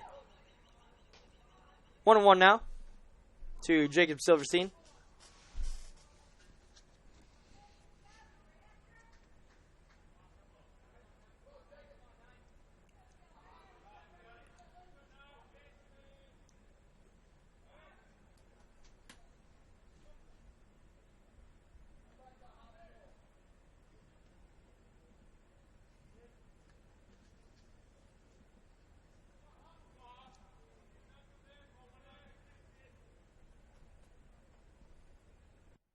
Pitch in. Taken high for a ball. 2-1.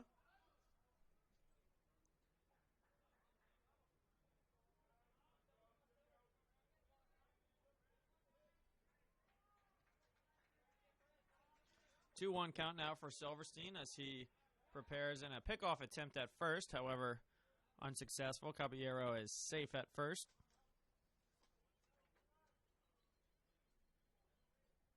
2-1 the count to Jacob Silverstein. He's 1 for 2 on the day with a walk.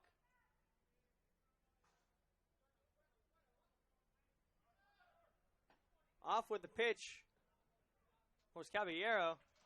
And now runners on second and third with 1 out for Silverstein, and he's got a 2-2 count.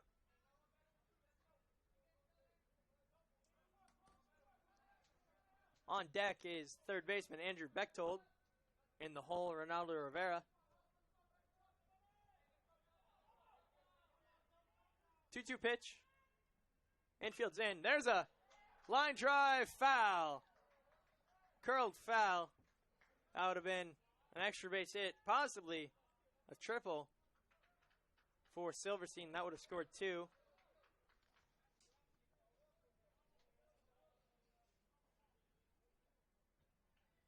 So we'll do it again. 2-2, infield in. You have to imagine that the throw would go home.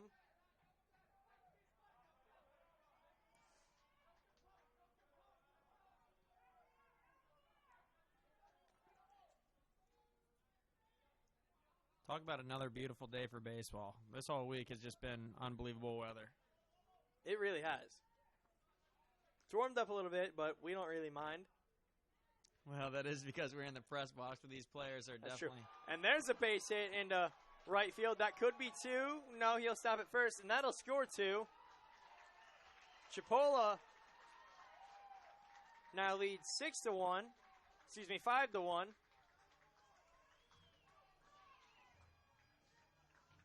No, it is 6-1. My apologies.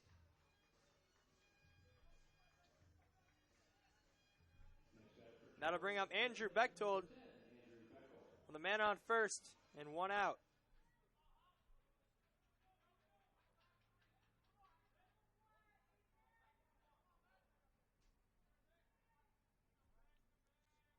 So now, Mitch Campion's final scoreline, 2 innings pitched, 3 hits, 2 runs, both earned, a walk, a strikeout, and a hit batter. Check swing foul ball by Bechtold. He'll go down and count 0-1. 1 away here in this top half of the 6th inning. Something about the number 3 for Chipola today. Scored 3 in the 4th, 3 in the 6th so far. And off with the pitch. Now Silverstein off with the pitch. Foul ball back. 0-2 now to Bechtold.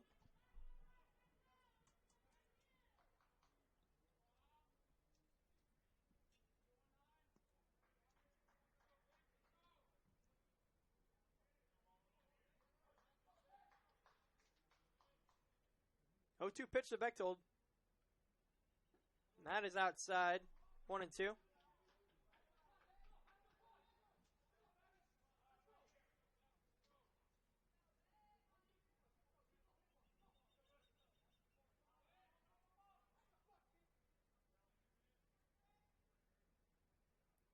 And foul tip, just able to keep himself alive is Bechtold.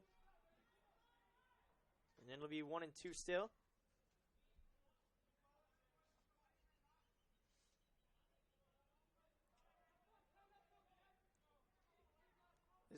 This would be a big out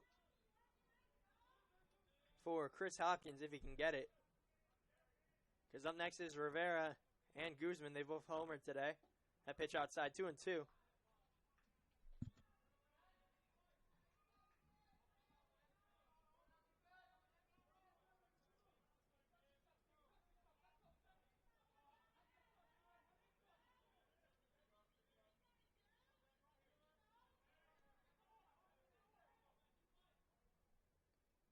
One-two pitch. 2-2 pitch, I apologize. Now count is full. 3-2. That was a curve on the dirt. Good block by Goebel. Runner on first. One away. 3-2 count to Andrew Bechtold. Chipola's third baseman.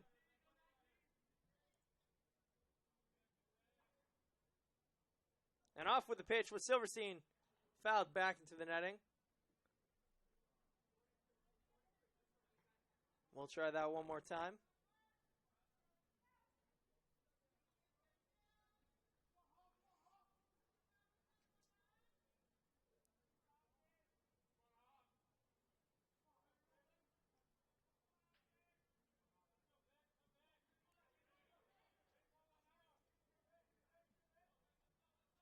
And a move over to first. Silverstein back in.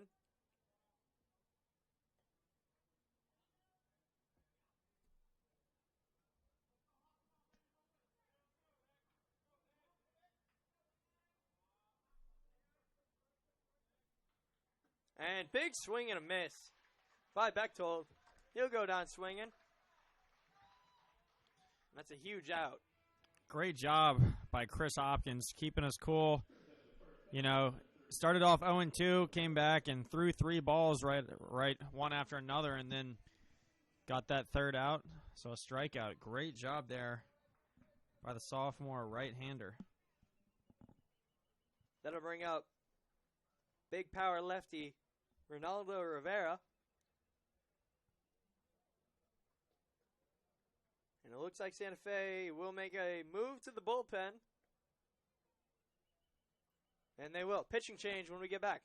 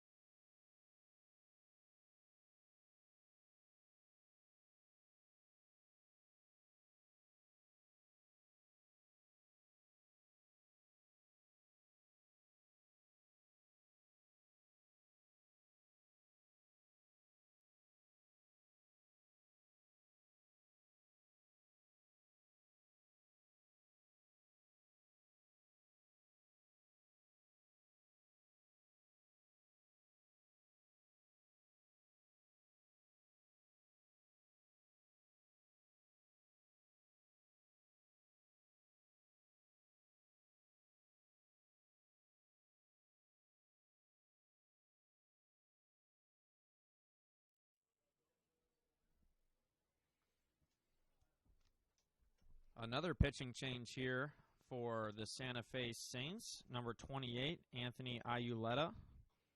He's a sophomore standing 6'4", weighing in at 230. He's from Broad Channel, New York. So now they're bringing in a lefty to see how he can do. And all these pitchers here, pretty similar size. Aside from Ricky Miranda, Chris Hopkins, Mitch Campion, those guys both listed at 6'5". Anthony Iuleta at 6'4", weighing in at 230. So Coach Johnny Wiggs likes his tall pitchers, and we've got a lefty warming up out there now. He comes on for Chris Hopkins. Pitched 2/3 of an inning. 2 strikeouts.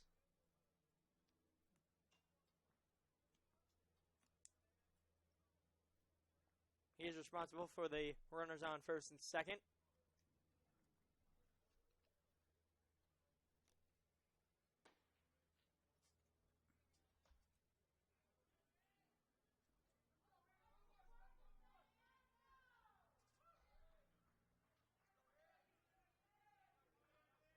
That'll bring out Ronaldo Rivera, big power lefty against a big lefty. So Coach Wiggs deciding to go lefty on lefty right now, and we have a runner on first with 2 outs. And just before that shade starts to play its part. First pitch in to Rivera. 1-0.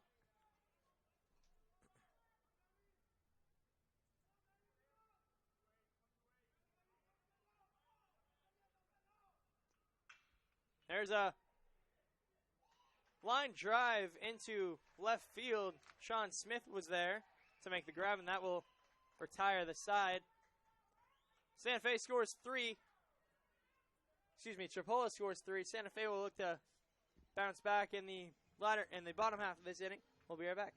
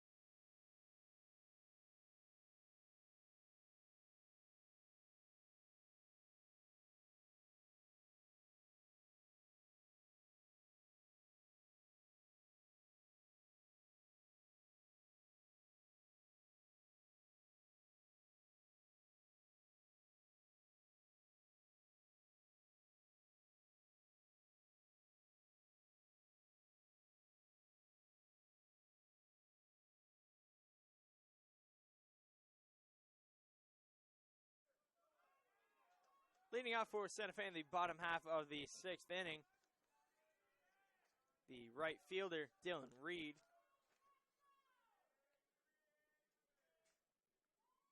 First pitch swung on, hit to left. That's Taquan White getting out of that, making the grab. 1 away to start off this inning.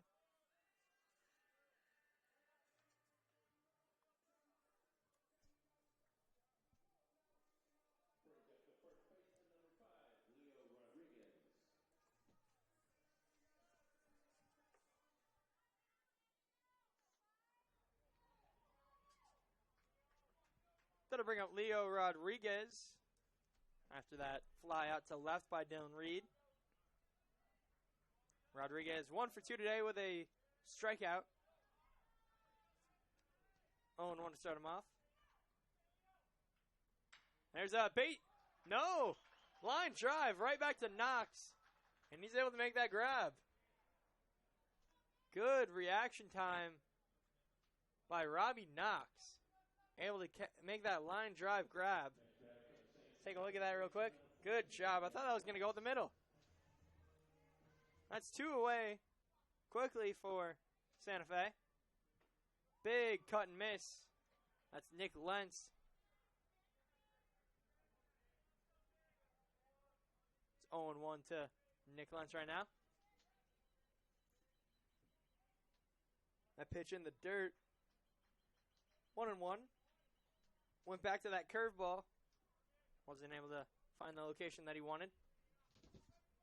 curveball so hard to throw. Because you got to pretty much throw it perfectly. That pitch outside, 2-1. If you're off on your release point by a centimeter or two, that pitch will be high, hung up, or in the dirt. There's almost no in between. So good eye there by Nick Lentz. Recognize that last pitch as a ball, even with that shade, as you mentioned, Chris, which is right in front of. It's not really the batter's affecting eye. right now, as it's really close to the plate, and your hand-eye coordination is already telling you where that ball's gonna be. But once that gets about 5-6 feet closer to the mound, then it'll really play a factor. Regardless, good eye there by Nick Lentz as he draws the fourth ball and makes his way on over to first base. Up to bat now, number 20, Bo Succumb, the designated hitter, as we mentioned, is also a catcher for this team. Backup catcher behind Alec Goebel. That foul tip back to the netting. 0-1 to start him off.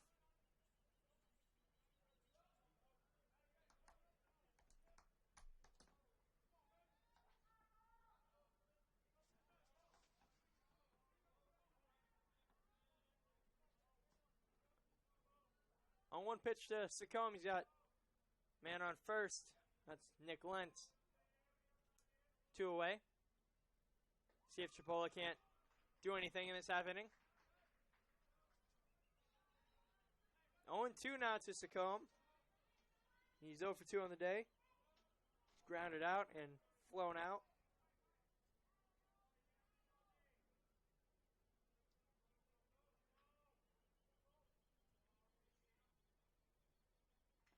And a foul tip, just able to keep himself alive. He'll get another crack at it.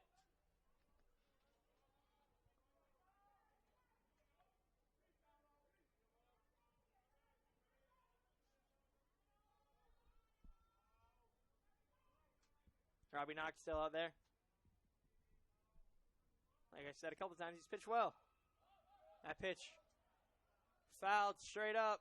That's drifting into the stands, and that'll be in the stands. And we'll have another shot at 0-2. So good job by Succumb to keep making contact with that ball, just waiting to get his timing right on it. And he's close on it. He had the timing right, he just didn't get the barrel on the bat.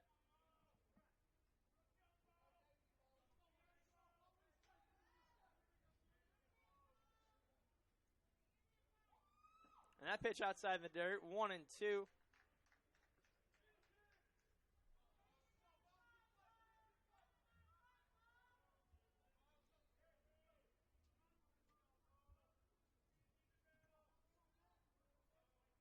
One and two to Succumb as that shade is drifting farther and farther.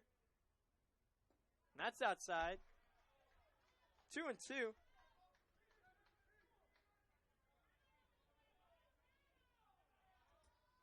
Crowd cheering on Bo Succumb.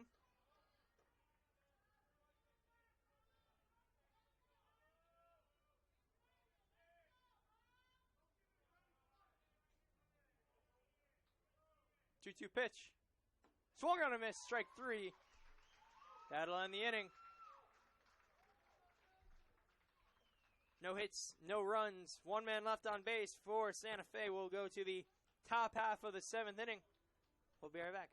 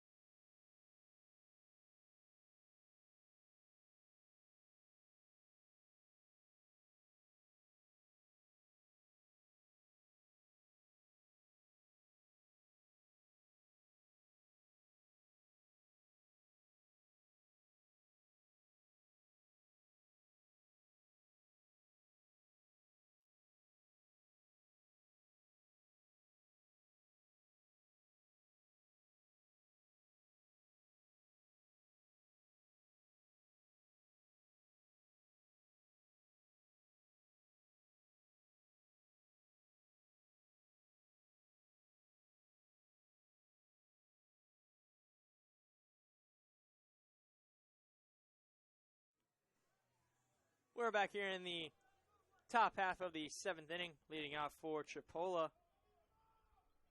The designated hitter, Max Guzman. And another big hit, this time to left field. Stephen Smith able to grab that on the warning track. That was another big hit by Max Guzman. And a great job by Stephen Smith catching that ball with the sun in his eyes, backing down right before the wall and making that grab.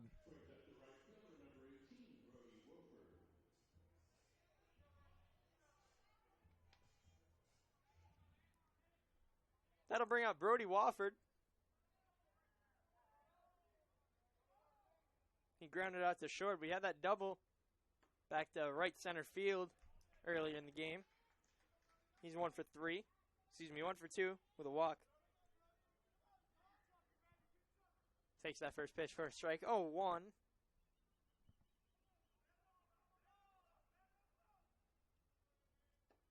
Ayuleta's pitch low.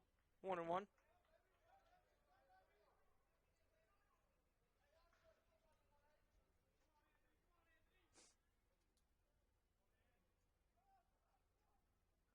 Good curveball. Able to get that in the zone. 76 miles an hour there. And no, that was actually called a ball. That looked good to me. That's called inside, 2-1.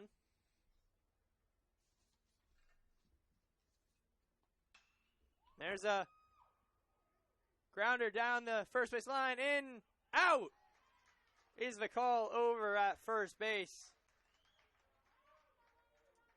Brody Wofford made a bid for an infield hit. He pulled that 91 mile an hour fastball down the line. And a good play by Ayuleta, able to get there in time. Talk about a great effort there by Wofford, really hustling to get to first.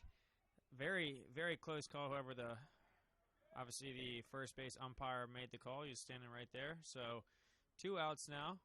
Santa Fe defense playing well. That pitch in the dirt. Bounced off Goebel. It almost hit Clayton, that's in the on-deck circle. He tried to reach out to grab it, unable to. And Chris, a real crazy statistic that we haven't really talked about much is how Santa Fe won the Mid-Florida Conference for the 7th time in the last 11 years. That's called dominating a conference. It sure is, and they've been a very good team for a long time, as they won the tournament last year, state tournament, made it into the World Series and Grand Junction. They didn't make it to the World Series. They placed in the top 4 nationally. 3-0 count to Taquan White.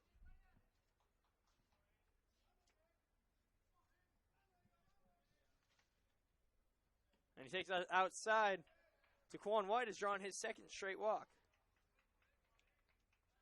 And speaking of ranking in the nation, Chipola as the number 2 team in the nation, while Santa Fe is number 13. It's really, we've mentioned just how impressive it is that Florida is such a powerhouse for junior college for baseball. I mean, Florida and Texas. Yeah, you'll see a lot of these guys here in the big leagues one of these days. Florida, Texas, California. All very, very, very good breeding grounds for baseball. That pitch inside to Chris Clayton. 1-0 to start him off.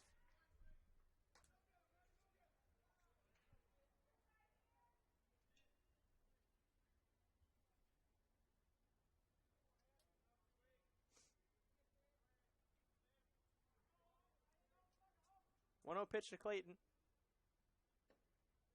Takes that inside. 2-0. Good eye there by Clayton.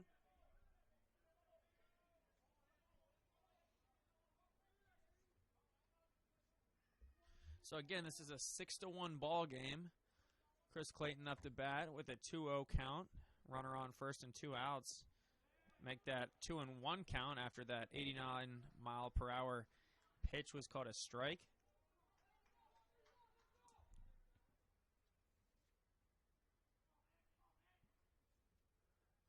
2-1 to Clayton.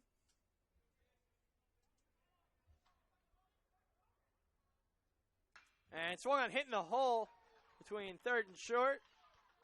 That'll be a base hit. Runners on first and second now. And Trey Dawson will come up to bat.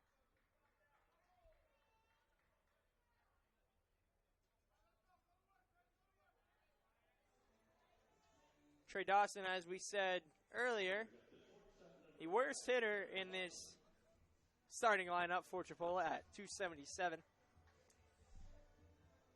And the reason he says that is because 277 is not a bad batting average. With this team being so talented, it's hard to stand out with so many great players. It truly is.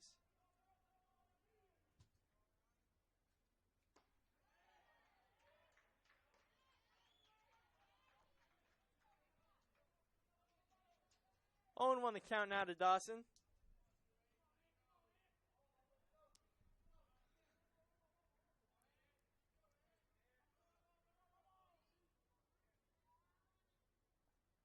And a good curveball. Called a ball outside, just barely outside of the zone. 1-1.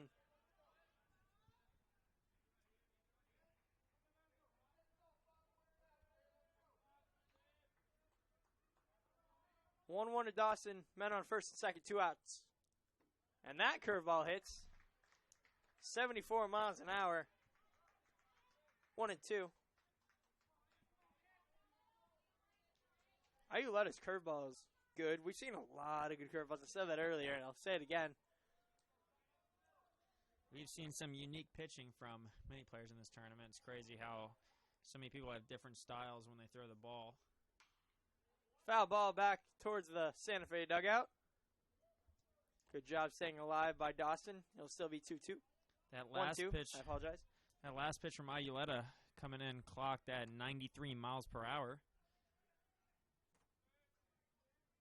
It's hard to go from 74 to 93 and make good contact. Vice versa as well. It's hard to go from 93 to 74. Off with the pitch. Both runners. Taquan White in safely. As well as Chris Clayton. Chris Clayton seemed to have not gotten the signal on that because he hesitated. He didn't run right away. But it doesn't matter. That ball got past Goebel, and both of them are in safely without a throw.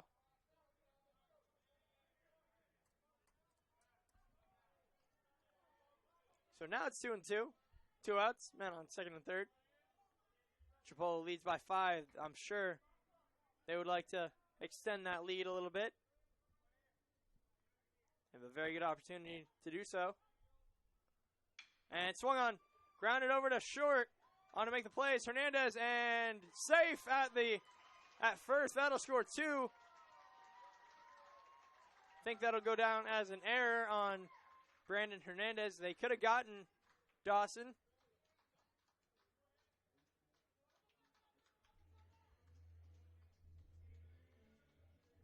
And I don't see an error popping up yet. And no, they call it a hit.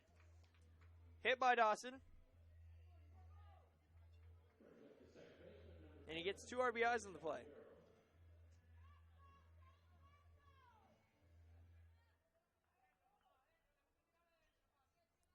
Score is now 8-1. That pass ball by Goebel that he couldn't get a throw down to either the third or second is now huge.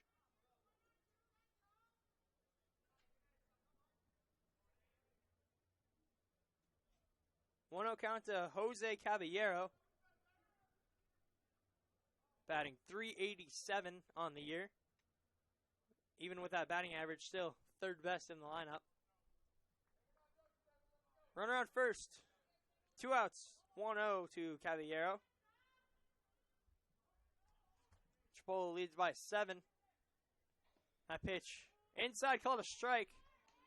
Caballero can't believe it. That looked like it was a little bit too far in. But 1-1 now.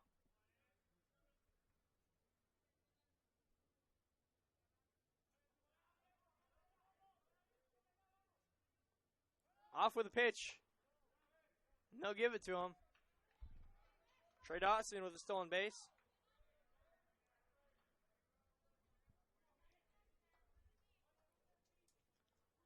Dawson on second. Caballero at the plate. 2-1 count. 2 outs. Chipola still looking to strike. There's a high popper. That'll be shallow right field on to make the play. Is Mikey Navarrete. That'll end the inning. Chipola scores 2. Extends their lead out to 7. Santa Fe, they have 9 outs. To try to get something going. We'll be right back.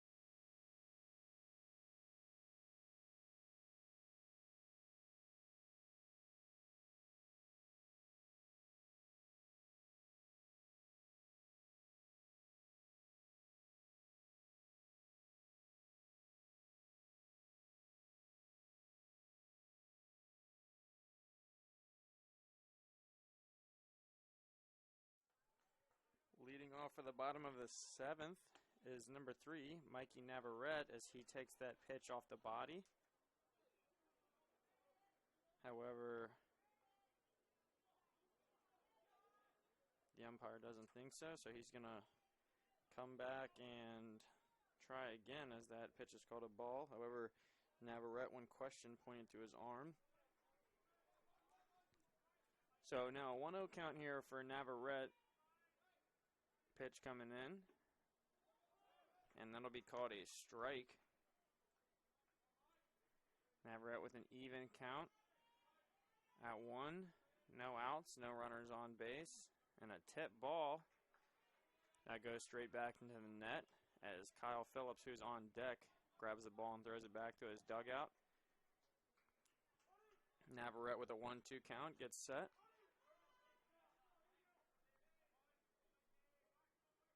And a fast pitch coming in. That'll be outside the strike zone. That'll be a ball. 2-2 count. That last pitch was clocked in at 83 miles per hour as Mikey Navarrete is looking to make some magic happen here, get on the base, and a nice hit there. However, it's going to be caught by the shortstop, Dawson. So a nice hit by Navarrete, just not as much needed under it, and that'll be an easy routine out. So now Kyle Phillips, a University of South Florida commit, is up to bat. Phillips, the lefty, draws some contact right away, and that's a foul ball. That goes straight into Santa Fe's dugout with some speed behind it. Lucky no player got hit with that one.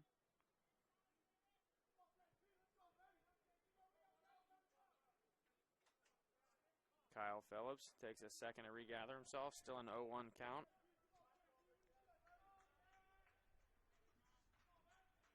The pitch coming in, and that'll be well outside the strike zone.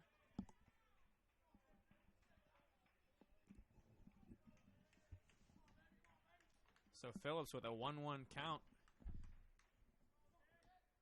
Pitch coming in. Again, Oh, that'll be called a strike. I thought that one was outside the strike zone. However, the umpire signals over. And a 1-2 count after that 73-mile-per-hour pitch.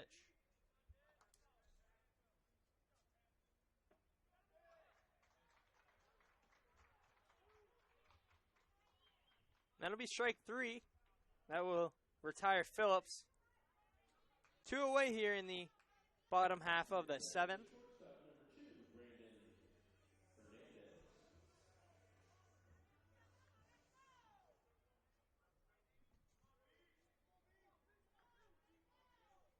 Brandon Hernandez, the shortstop, will come up to bat.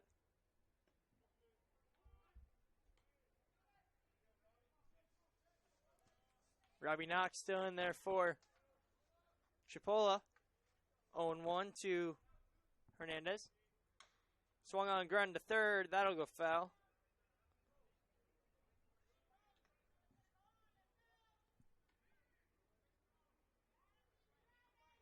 Oh, 2 to Hernandez. Santa Fe's got to get something going quick. They're down by 7. They only have 7 outs remaining in this game.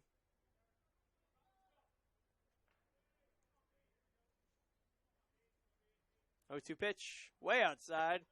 So far outside that Clayton couldn't even get a glove to it. 1-2 now.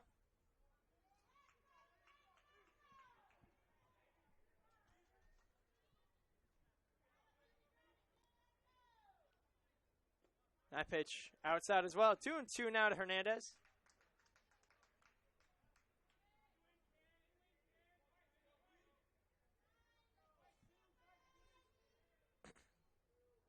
Two pitch, 2 outs. Now it's going to be full. Good job by Hernandez staying patient. Able to work this count all the way full. Maybe he can get a base out of it. And swung on, popped up. Who's going to call it? That'll be Bechtold. And that'll be 3 outs. 1, 2, 3 go the Saints. We go to the top half of the 8th inning. Chipola leads by 7. Santa Fe, 6 outs remaining, possibly in their season.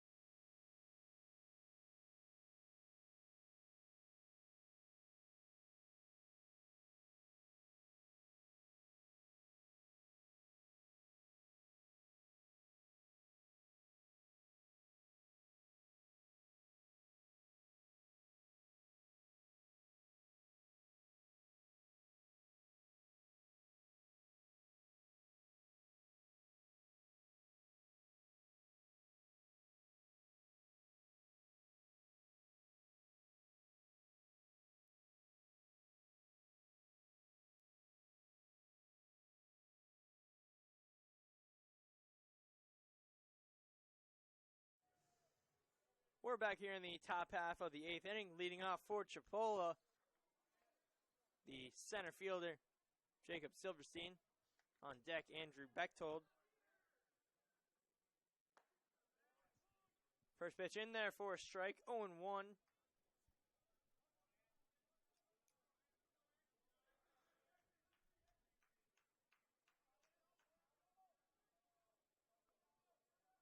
Oh, one pitch. That one's low. 1-1 evens it up.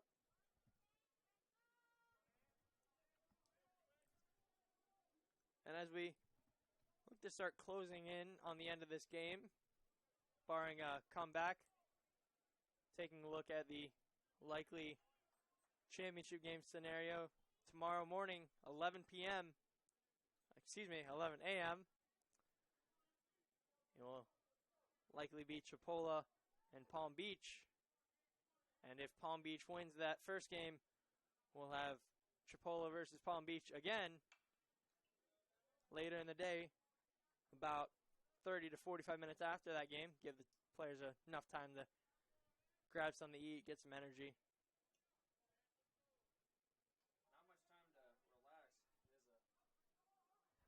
Not much time to relax. It is a very quick turnaround for these teams, but that's how it's been all tournament. We've had, for example, Polk State, we've had them have a game end at 1:15, 1:30 in the morning. They get right back at it the next day, and you know, it is very strenuous on your team, but that's how it's formatted, and these teams are really competing to get to the World Series. Jacob Silverstein grounds out to short, and you mentioned how strenuous this has been on the teams. Chipola, they played 3 games. They played day 1. They had an off day, day 2. There's a high fly ball into right field. Dylan Reed looks to come in and get it. And nobody's able to get there in time. It goes foul. That was attacked by Navarrete, Rodriguez, and Dylan Reed. Everybody seems to be okay after that. Good diving effort by Navarrete. Another look at that. Navarrete really laying his body out there, putting it on the line, and he is, talk about a crazy attempt here. Not even worrying about flying into the wall there. He was almost jumped on by Dylan Reed. That's what I was going to say. Dylan Reed almost came down with a cleat on him, but everyone's good, so that's all that matters. 0-1 count here for Bechtold still, the University of Maryland transfer to Chipola, as we mentioned before. But as I was saying, Chipola played game 1, had an off day, day 2, and then if they win this game, they will be playing 4 days in a row, which no matter your pitching, that's tough on your pitchers, especially as there's a base hit up the middle for Bechtold. That is the first hit of the ball game for Bechtold. That'll bring up Ronaldo Rivera. Next batter for the Indians is the first baseman, number 35, Ronaldo Rivera. Big hitter coming up for Chipola. Iuleta now with a lefty-on-lefty matchup against Rivera. He's got a runner on first and 1 out. Runner's going. And they'll give it to him. And Chipola not taking their foot off the gas here. They know that Santa Fe has the ability, the offensive ability, to come back, even from a 7-0 deficit, from a 7-run deficit. So they know they need to score a couple more runs to truly put this game out of reach. But when you play 4 games in 4 days, and you have the pitching that the players that you use on a regular basis, especially pitchers, they get tired, their arms start to wear out. But that's what this is about. This is a tournament to test your ability to pitch and to play when you're tired, to play when you're a little hurt, to play when you're not 100%. You got to be willing to do that as an athlete. And all these players have truly shown that they are. And speaking of pitchers, Santa Fe has a arsenal of them. Robert Gurgis actually got first-team FCSAA All-State honors, and Troy Bacon, the closer, got second-team FCSAA All-State honors. He'll be headed to Mississippi State next year if he doesn't get drafted. That's right. Also, Dylan Reed and Alex Goebel, second-team FCSAA All-State. And then plenty of guys got 2017 Mid-Florida Conference honors, including Johnny Wiggs, who got Coach of the Year for Mid-Florida Conference. And the cool thing about the MLB draft, even if you do get drafted, you can still go off to school. You are not required to sign with the team that drafts you. We've seen football players get drafted. Russell Wilson, Tom Brady got drafted. I believe Peyton Manning also got drafted. And surprisingly, Johnny Manziel even got drafted. Yes, so. Johnny Manziel got drafted by, I believe, the Rangers in like the 25th round. Padres, maybe? Maybe it wasn't the Padres. It was Wilson got drafted by the Rangers. That's what it was. Yep. So, that is so cool that you have the choice on what you want to do. There's even talks of Jameis Winston. He was a closer when he played at Florida State. There were a lot of talks of him getting drafted relatively early. They were thinking like around 12, but he signed when he signed his contract with the Bucks. There was a clause in there saying that he wasn't allowed to play baseball. So no team, obviously, drafted a player knowing that they couldn't get anything out of him. Yeah, not like the old days. Deion Sanders, two-sport athlete. Bo Jackson, two of possibly the greatest athletes of all time. Michael Jordan, even though he never played at a major league level. Regardless, for the White Sox, yeah, Michael Jordan spent some time with the White Sox. So. In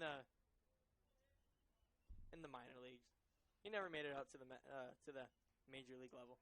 Still, great athletes there, and it's a shame for Jameis Winston. Maybe he could be a star closer for the Rays right now. Looks like a base hit. Yes, it will be a base hit into left field for Rivera. And Rivera, 3 for 5 on the day.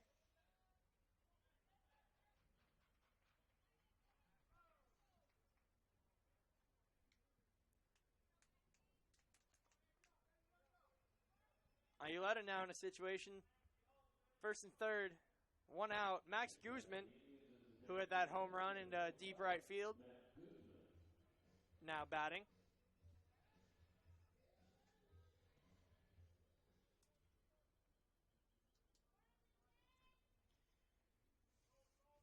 As we mentioned, two-sport athletes, I heard some story from Deion Sanders through online that when he was at Florida State running track, he was at a track meet, just got done his event, walked over to the baseball field, hit a home run, and then came back and finished the track meet.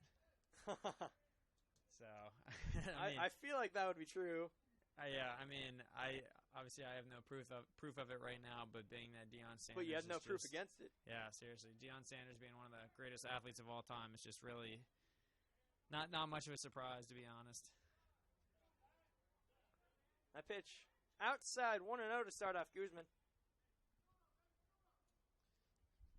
And Ayuleta, that last pitch coming in at 92.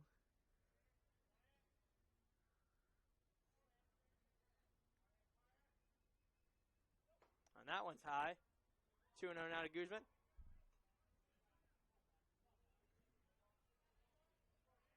.72-mile-an-hour curveball that didn't sink.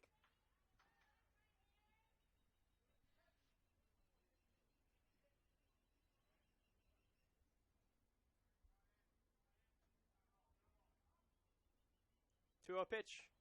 Taken for a strike on the inside corner.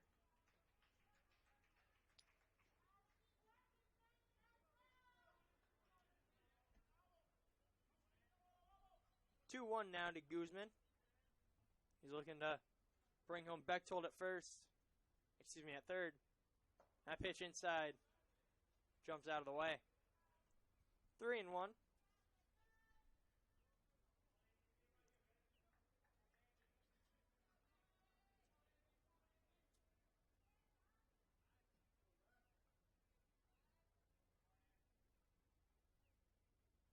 One pitch on its way. Swung on, missed. That was a curveball in the dirt. That was a huge break that completely confused Guzman. He was probably thinking changeup, and then the bottom just dropped out of it. So 3-2 full count.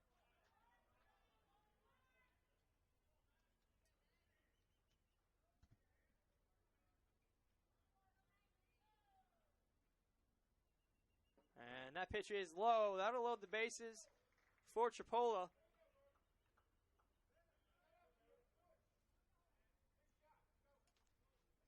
Now Guzman 2 for 4 with a walk on the day. That'll bring up Brody Wofford. He's 1 for 3 with a walk. Yeah, that double in the 4th inning.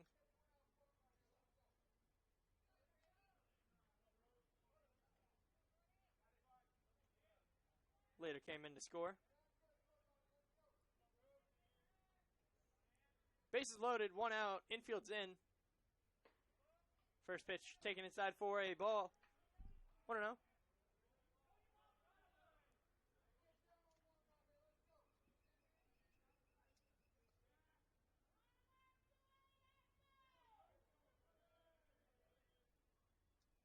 And swung on. Hit up the middle. That's going to be a base hit. That'll score 2. Should score 2. It will. Cut off by Rodriguez in the middle of the infield. And Chipola now up by 10. Excuse me, up by 9.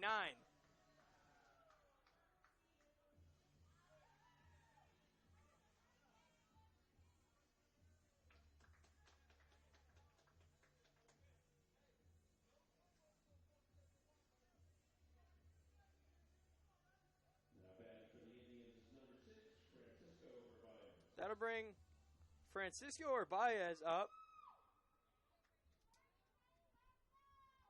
He's pinch hitting for Daquan White.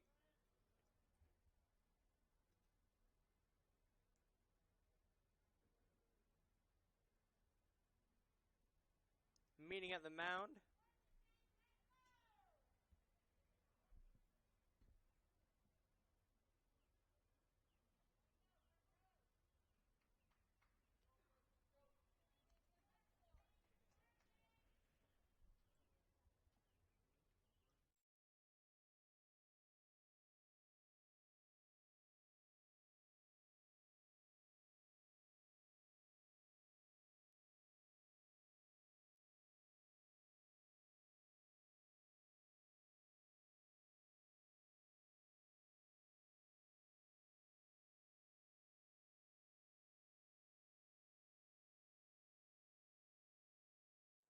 And it looks like we might have a call to the bullpen. We will. We'll be right back with the announcement of the new pitcher.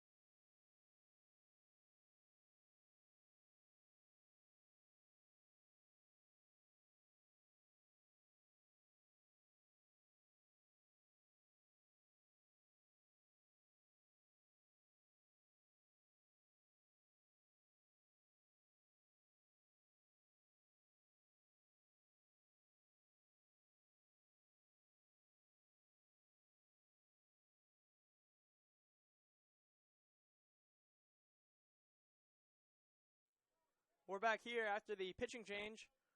Leo Rodriguez moves over from first to pitch. Bo Sacombe comes in from DHing, and he will play catcher. And Alex Goebel moves from catcher over to first. So the triangle of pitcher, first baseman, and catcher. And Bo Sacombe immediately has a mental error.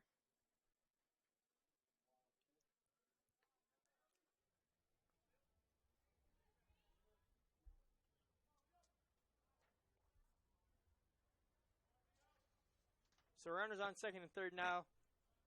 One out. And that is Francisco Urbaez pinch hitting for Taquan White.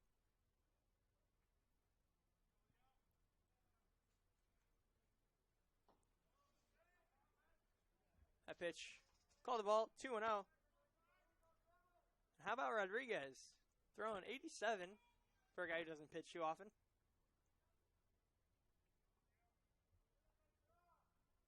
I think that's awesome, moving from first to pitcher, trying to do whatever you can to help get your team in it. Also, Goebel moving over from catcher to first and having Sacombe step up behind the plate. And a quick update, or a quick look at his stats. Leo Rodriguez made 7 appearances, started twice. He's 2-0 through 15 innings. He has a strikeout per 9 inning ratio of 9, so 9 strikeouts every 9 innings. And he's an ERA of 2.4, 2.40 for your first baseman who doesn't really pitch. It's pretty good. That is insane. And as we mentioned before, Rodriguez, a sophomore from Montverde Academy. And he gets a strikeout there from Francisco Urbaez. How about that? That's a good way to start it off. First baseman coming on over. Chris Clayton comes up. He'll look to bring home the runners, make this lead truly uncatchable.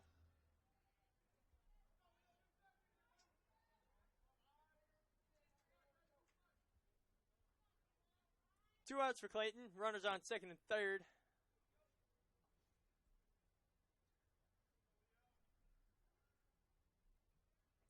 Takes that pitch in the dirt. That gets through the legs of Sacombe. And Guzman will come in to score.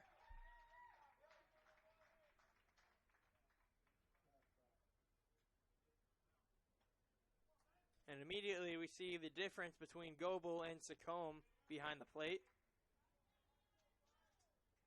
2 balls have gotten past Sacombe already. And this is only the second batter that Rodriguez has faced. That pitch driven into center field. Coming in to make the play, and he gets it. That's Kyle Phillips. Good play out there in center field by Kyle Phillips. And Chipola now leads by 10.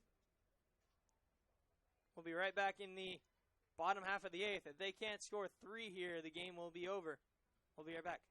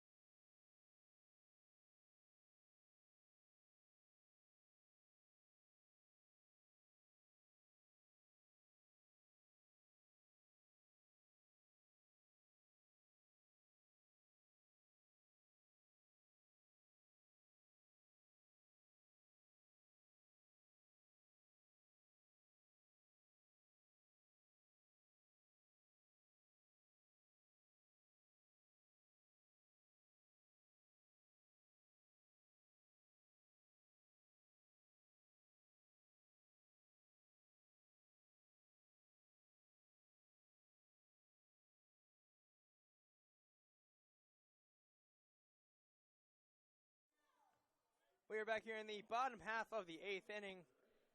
Leading off for Santa Fe, number 8, Steven Smith, the left fielder. Santa Fe needs to score 3 runs to keep their season alive here. And that hits Steven Smith, and he'll earn that base. He'll take that nice jog over there.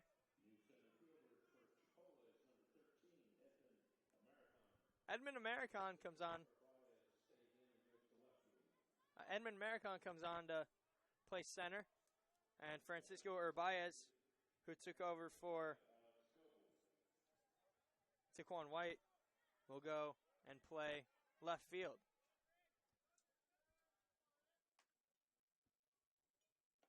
I pitch in there for a strike. 0-1.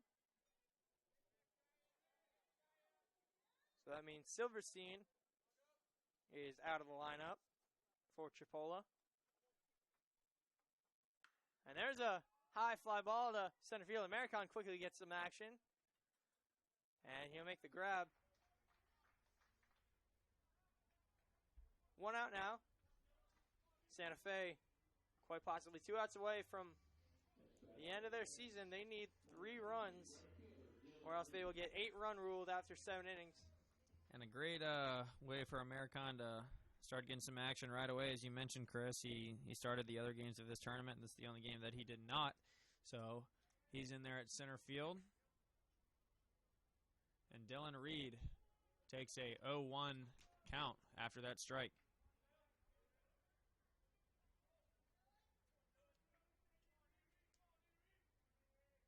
As we mentioned, Dylan Reed made FCSAA All-State second team. Very impressive accomplishment as he cranks that one off to right field. On to make the catch of the warning track, though, is Brody Wofford. Wofford with the sun in his eyes and the fence to his back. Great grab.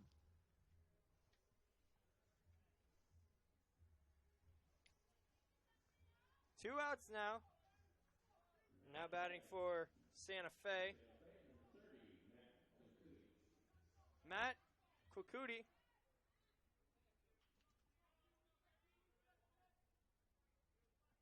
He'll be pinch hitting now. And Matt Kwekuti with a 0-1 count now. Runner still on first and 2 outs. That pitch taken outside. 1-1 now.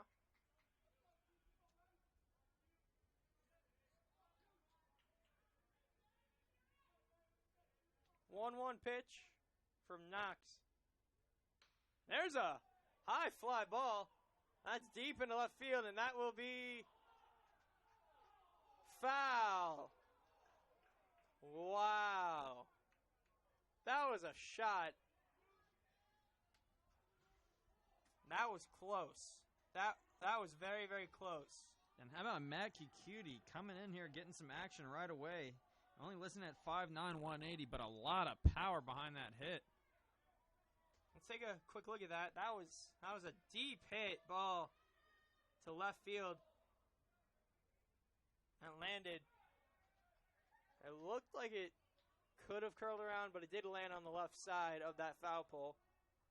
We don't have the best angle here. We're about 80 feet back from, about 100 feet back from the plate. So we don't have the best view. So now it's 3-2.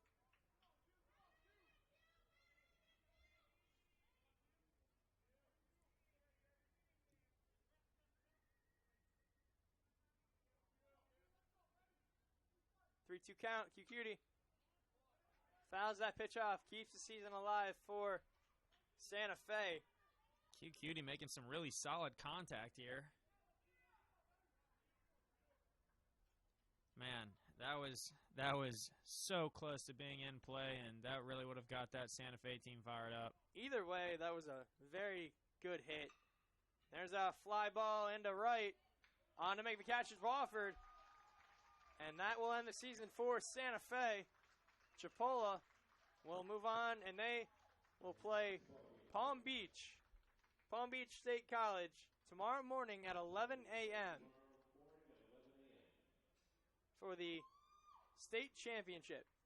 If Chipola wins that game, they win the championship. If they lose, they go on to play Palm Beach one more time later in that day, probably about 30 to 45 minutes after. Either way, Chipola has the best chance, due to their situation, to win this championship. We'll see you tomorrow morning at 11 a.m. sharp for the FCSAA Sports YouTube channel. I'm Chris Valentine alongside Marshall Watrous, Andrew Laguerre on the camera. It's been an honor to call the tournament so far, and I can't believe it's about to come to an end. Tomorrow morning, and possibly into tomorrow afternoon, will be the last game or two that we will call. And I'd like to take this moment to thank everybody at the FCSAA for allowing us to do this. Kelly Warren, the executive director, especially to you. Davey Gill for getting us all together and inviting us out here. It's been a great honor, and I can't wait for tomorrow. And I'm sure, Marshall, I'm sure you can't either. It's going to be a great one tomorrow. I can't wait. Going to be great weather, a hot one as we mentioned, but hey, it's baseball, baby. Championship baseball tomorrow. So we look forward to the game tomorrow. We look forward to having you guys tune in. Thank you guys for tuning in for tonight. I'm Chris Valentine alongside Marshall. We'll see you tomorrow.